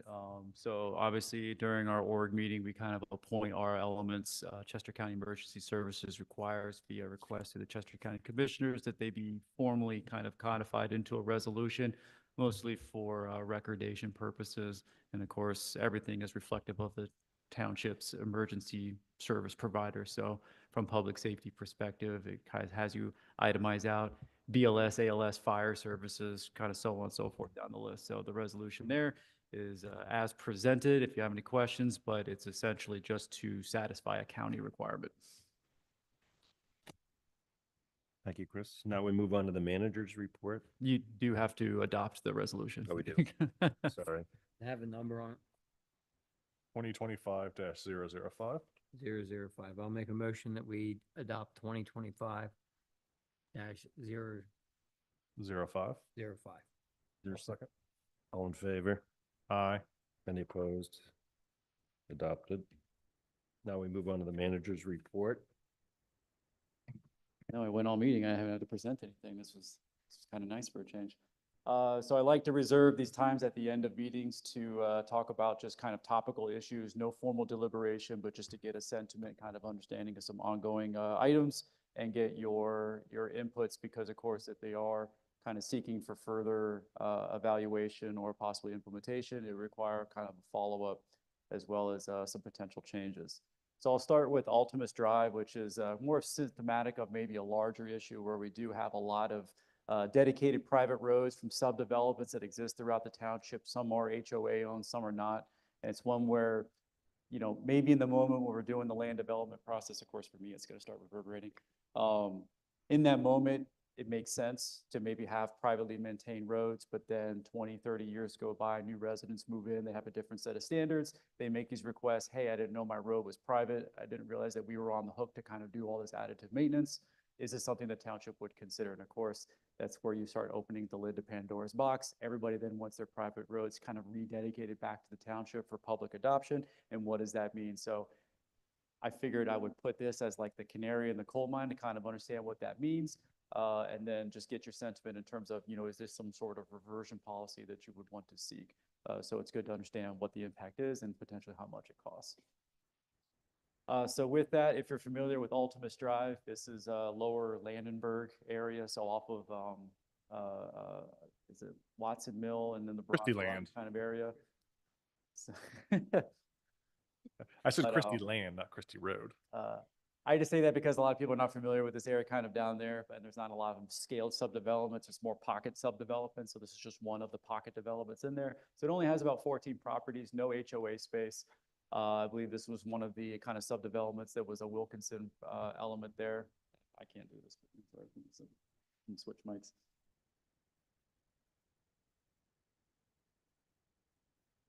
Won't be able to get audio. Check. So with that, the township owns up here to the paving joint and the roundabout. So essentially this was dedicated to the township and all of this was for essentially dedication to these private owners here. So it's defined in our regulations as a private road. We even have, if you have like a driveway for 2 residents, that would be a private driveway.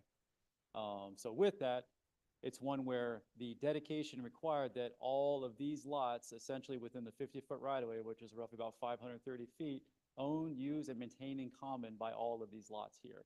So essentially, everybody here owns all the way to the center line segment of the right-of-way there. So if a pavement issue happens, they have to repair it. For plowing operations, they all have to collectively buy in and get some plows in there to remove snow during, obviously the last 30 days or so. So it's one where I believe you had a complaint kind of on behalf of another resident, new resident moved in. They have, I guess, an understanding that they would be wanting to get busing service up there to have kind of a local element to not have to kind of walk their kids down. I just don't want to kind of go too much into that type of detail, but it was just another indication that you have newer residents and they're just requesting, is the township even, number one, interested, two, kind of what does it mean? So with that, reached out to Bowman, which is our transportation engineer. And so with that, you'd have to kind of do a formal analysis because our provisions within our code say that if you're going to adopt a private road, it has to be set to conditions, but you never know when 20 years go by or plus. And you just have to be able to basically say, is the valuation of the condition ready to be adopted as a public road? You have to understand that the termination point here, because if you're going to kind of accept it to have like public access in there, especially for turning, you'd have to get a cul-de-sac, so you have acquisition involved in that as well. So basically, it's just kind of a compounding issue, which is why I kind of thought this use case was pretty interesting. And then with that, just kind of the additive cost, because not only is it the study to get these results, two, the estimated cost just to put all of the facilities into place, and that does include the acquisition of right-of-way, especially for the 2 end property owners, which we're giving up a lot of take of their land, the design and engineering, stormwater, and any contingency in the project. So all in, you're looking at least $160,000, but with these additive costs, you're likely to easily break over $200,000 for a dedication of a cul-de-sac. So with that, if this was one where the actual right-of-way extended back into a public road for ease of thoroughfare, that would be one thing, but it terminates and there's no element here where you would have a kind of a pass-through function there. So with that, staff didn't necessarily recommend, these are all based off of internal discussions as we're having these meetings. Number one, even if you're added to this expense, everybody knows the kind of the level of our capital plan. So kind of inserting, $200,000+ right into that, you'd have to basically deprioritize and lose projects for this one as well, which you're adding 5 residences. Another one is the precedent. So with this one, then you start getting into this kind of self-selection of which ones do we want to do versus not want to do, and that can be kind of sticky. So I didn't have the ability to get all of the available potential private roads where this would be a part of it, but just know that it is actually a pretty big number. And then with that, the ROI, which I just mentioned, the value of putting a throughput in there. So all of these combined, I didn't know what your reaction would be to that, but essentially this is something that it's a set township policy in terms of establishment of the road, but we don't really have anything framing the rededication from a private back to a public. So this is kind of a new venture. So wanted to put it up for you for discussion and any clarifications or guidance. Are you even willing to consider these types of based off of just understanding kind of the other factors at play? I mean, I think this is an unfortunate after effect of this kind of suburban exurban sprawl that we live in. So those what is it, 10, 11, 12 houses. Essentially, you have to pay for not only that 500 feet, but down there, even though it's a dedicated road, you just think of that as, that's public access. So when you have that sort of incredible low density, those people can't pay for it. And so now we're coming up on this 30, 40-year bill that's due not just here, but across the entire country. We're going to see that a lot more often.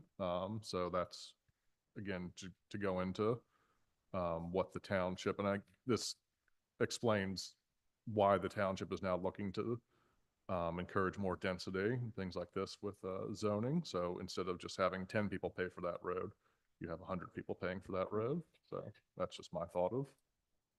It's just impossible. The economics are just simply not there because the density is not there.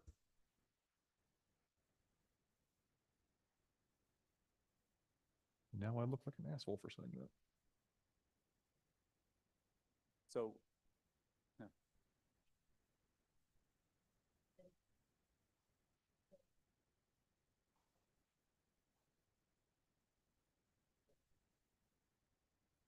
Ooh, that's a great Kenny question. He's actually under the weather tonight, so he can't attend, but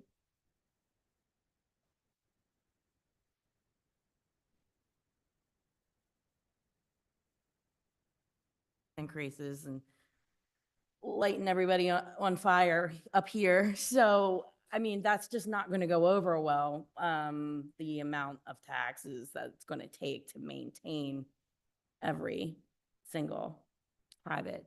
In addition, when you take a road, it's always up to your specs. So is the well, that's the proposal thing, it's that, up to the specs, but you could never be so, that was based off a discussion from the transportation engineer. So that's why this is really required. You have to kind of figure out its material condition, because my guess is this hasn't been maintained at all within the last, because this was a road that was dedicated privately in 1998 or 97, I think. So it's, definitely coming up in its age, well beyond normal replacement standards. So Now, I think I discussed this with you at one point in time. It was either you or Kenny. Your average HOA board member may not know the ins and outs of paving and who to contact. And is there anything we can do to help them just to facilitate yeah. those actions that they might not have the right, skill set for? So I guess in this instance, it's the provision. So right now, this kind of says this is all on them. But even some of the requests about just maybe we plow, but we don't take the road, everything. So those kind of things. But at the end of the day, that reverts this adopted standard that was codified into an actual recorded plan.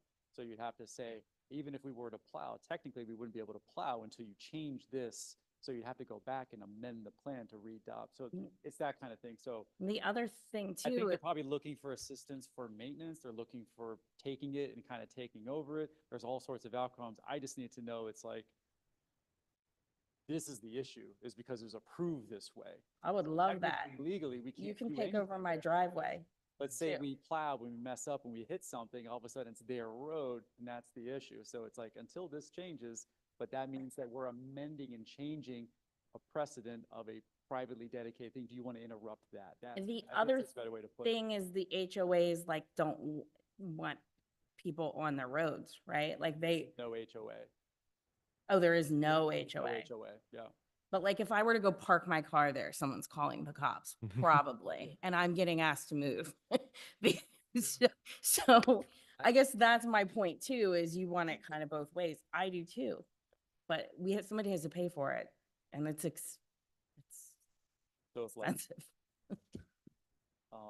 and this isn't, like I said, to kind of go down the rabbit hole, like how many different roads are eligible, what does this mean, everything. This is just, like I said, it's a pretty good use case because it's kind of Yeah. so bucketed into kind of one specific area. You're not looking at a massive subdevelopment, but it's one where, because of the way it was adopted and the language utilized, reversioning that carries implications. Now, just based on our estimates of repaving a road, that's not even a mile. That we're talking about the red portion, right? Yes, yeah, It's it's like- only this. This is about 530 feet. So what would that cost be roughly, just so I can see? I remember when we did the Hartfield analysis, I have to remember like the cost per linear foot, but, it's not cheap. Yeah. I could pull that up at some point, but, this was based off of both. It was based off of That's what I basically thought it was. doing I don't all of know. this paving and reconditioning and doing the cul-de-sac. So my guess is it were probably somewhere between 50 to 75,000. Now, is that through road or is that just stop? It terminates right here. Yeah, because this is all woodland here. Benefits, Well, that's the thing.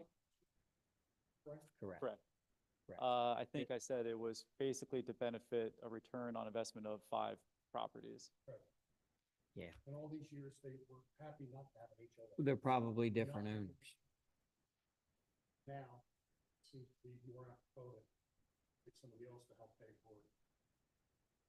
But if we do own that circle, that is in bad shape.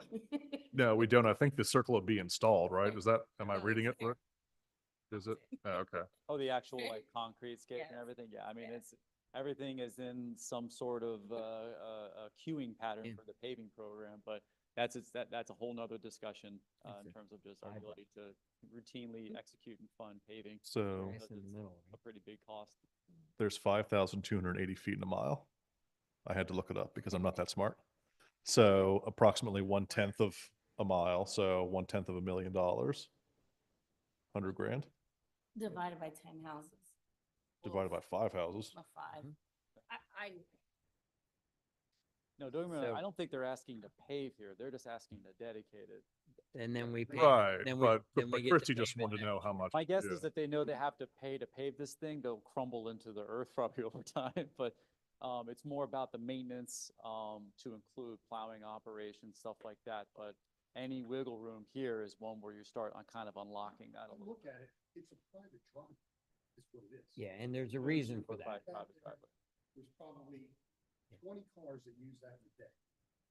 So that was an early I development, don't think there's 20 but the cars. ordinance I think there's clearly 2 cars that states use it in that a you day. cannot I think have there's a 2 cars that use it in a day. private single access road longer Right. than 800 feet. I would gather to say if you measured that, 800 feet probably puts you right in the cul-de-sac bowl. That's why the rest of it's a private road. So they comply with the ordinance, the developer has left, and it may also have to do with more than 10 houses on a single access road, as the ordinance read. I think it's 5, So it's 5. I think it used to read 10 so. in 90. I think what I'm 9. hearing too is there's a lot of reason to kind of say, this is not necessarily something the township is No, willing to continue. I would say no, because there's many more of them.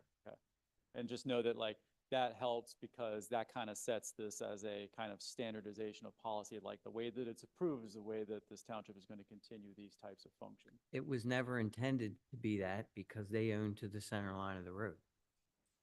There's no right of way. And that was by design so that they could maximize density. The developer did this and comply with the ordinance. Yep. It was adopted, it was approved, and that's the way it is. Is that pretty uniform across the board? Okay. All right. So that's 1. 2, so this has been an ongoing discussion in terms of we get a significant amount of complaints, for the most part about just commercial trucking nuisances. In this case, some of them enforceable actions, a lot of them actually. But with that, I took that upon myself, our community development team, our traffic safety and policing team, as well as our public works department to kind of round robin and come up with like an understanding of who's here and where, what are the kind of sources of the issues, where in the township the issues are, just to kind of get like a corroboration and anecdotal understanding from everyone else's lenses, kind of what they think the problem is. But it's kind of a little bit of everything. So it's, it's kind of like site control in terms of issues on property spilling out, leaking or discharging out onto the public right of way. So you see that a lot with kind of these large-scale commercial trucks coming in and out of farming properties. And of course, they don't properly clean off their vehicles, they exit, they get onto the public right-of-way, and you just kind of drive behind them, you just see the stuff kind of leaching out the back of the truck, kind of spilling along the causeway where you can't even see the center line anymore of a newly line painted road. So that's not uncommon. So there's that. The other element is just the trucking volume and noise kind of are operating on, we'll call them like non-main arterial roads to get where they need to get to go. So you'll have somebody who might take their, kind of, I don't know if you ever saw the episode of The Office where he just kind of takes the GPS kind of route that takes him to there, but he ends up going through like a random resident, kind of the same thing. And so you get a lot of residents calling saying, hey, I have, 40-foot long tractor trailers driving through my residential property. What gives? What's going on like that? So you get a lot of calls about that.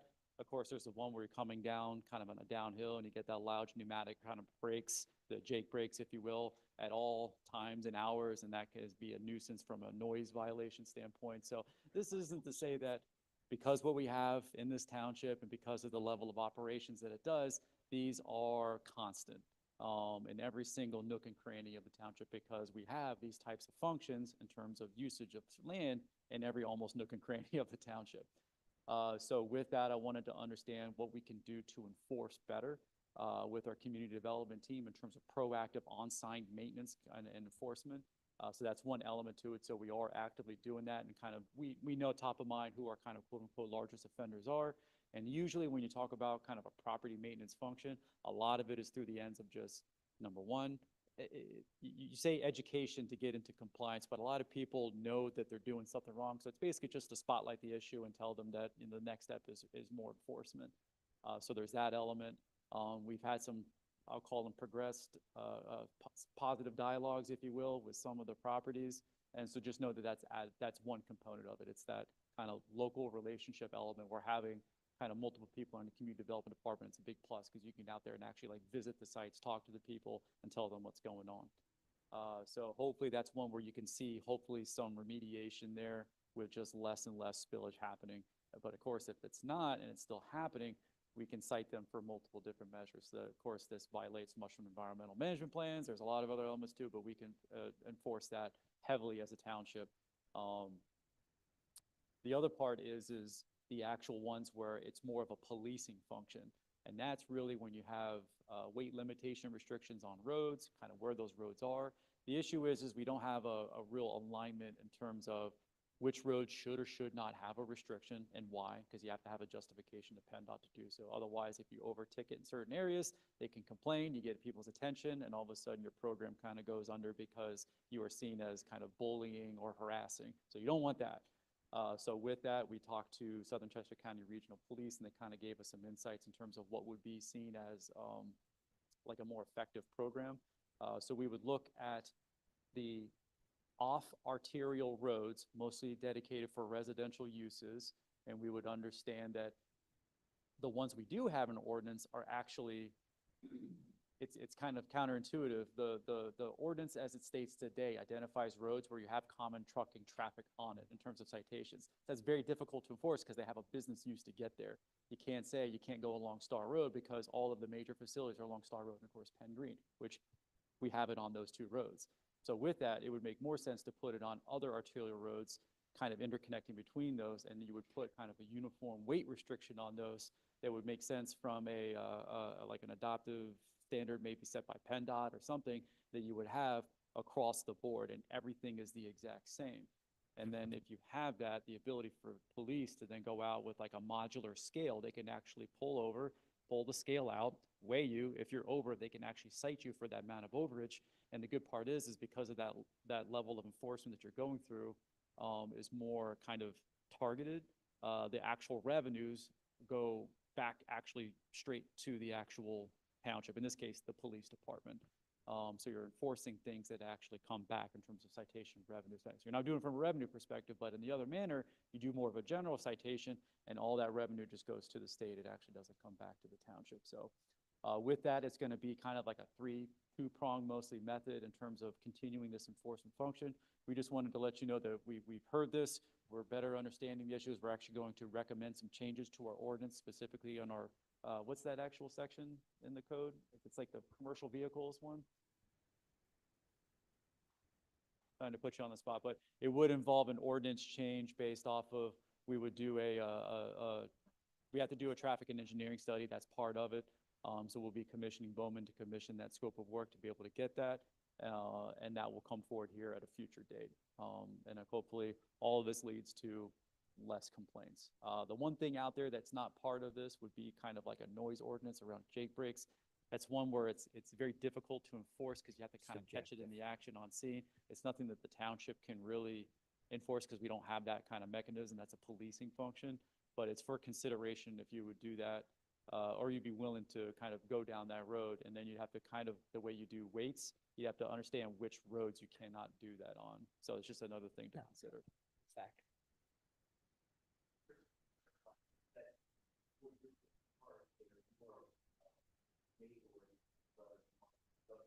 Yeah.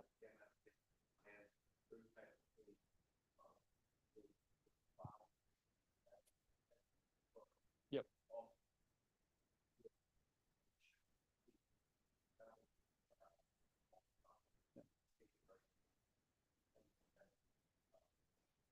Thank you for that clarification, yeah.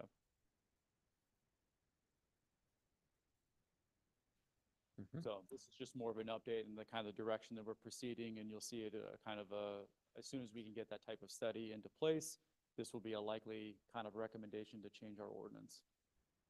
Yes, I mean, you can do the break requirement.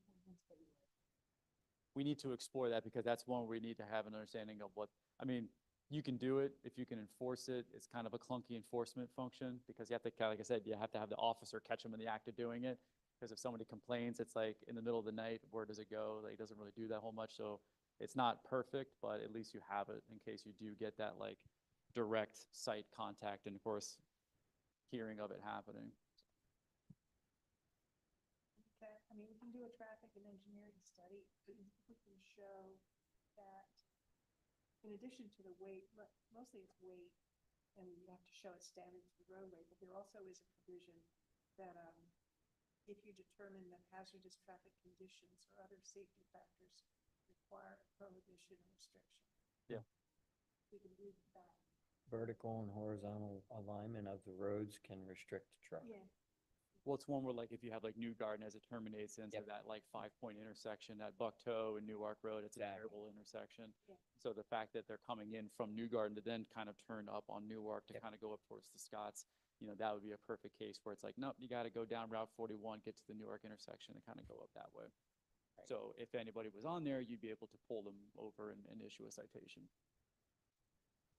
That's kind of the throughput there, but. All right, any other inputs on this? Any No, other thank common you. things that you're seeing or happening? Just know that, you know, this is why we're here. This is why we have a community development team. These are the kind of things that we can get out there and do. Chasing around big trucking vehicles, just. I think this was a clip from a video that we had a resident actually on their phone kind of tracking, so I don't know if that's really good or not, but it's good that, you know, we do have people who want to see these changes as well. So last but not least, this is just more of a recommended change for memberships. It's mostly based off of current levels of retention and the ability to kind of keep people on the boards, but it's mostly just one where the ability to consistently have quorums for the open space, mostly for the Parks Board as well. It's kind of limited because you have to have 7. Of course, you need then a minimum of 4 to hold a quorum. And this is one where I don't think membership is capped at the upper end, but it's definitely, the issue is getting to achieve the minimum amount. So with that, this would just provide some flexibility to allow a lower quorum to take place to continue holding board meetings on a monthly basis. That's via the code. This is direct language from our code. Yeah. In terms of membership. What or would we need establishing to membership do to requirements. make that by ordinance? We'd have to advertise in a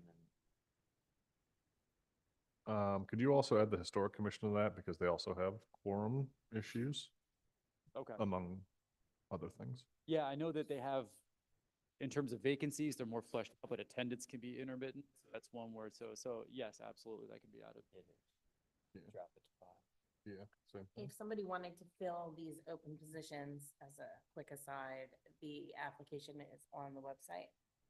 I don't think we have even kind of a formal application process. It's Email? mostly just email and kind of let us know that you're interested, and we'll get it front of consideration for a future board meeting. So it's not for a lack of recruitment. It's mostly right now for a lack of interest or just time available for folks who might be on and then come off. So that's my understanding. Right, Steve, Yes, volunteer. For Steve volunteers. Dooley, whose name not on there anymore. Just to clarify, that's volunteers for what?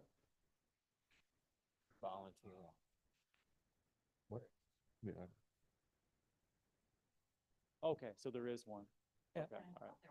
All right. My apologies. All right, well, tell Chris to change it. I'm not in charge of it. He pieced out. What's he So is doing? this something that you would be willing to consider moving forward? Okay, then this will be yeah. like kind of the other ones brought forward at the next possible date when we can have a kind of a.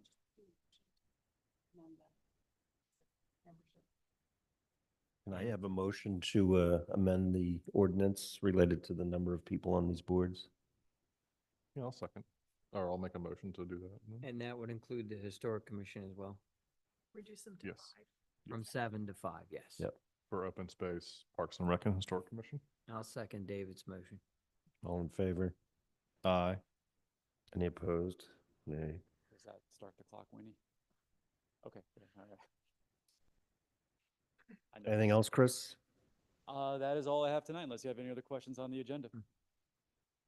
Any discussion from the board on any topics? None you want to hear. Kenny's not here, but they seem to do a good job at the plowing. We did. Yep. Okay. I have a motion to adjourn. So moved. Second. All in favor? Aye.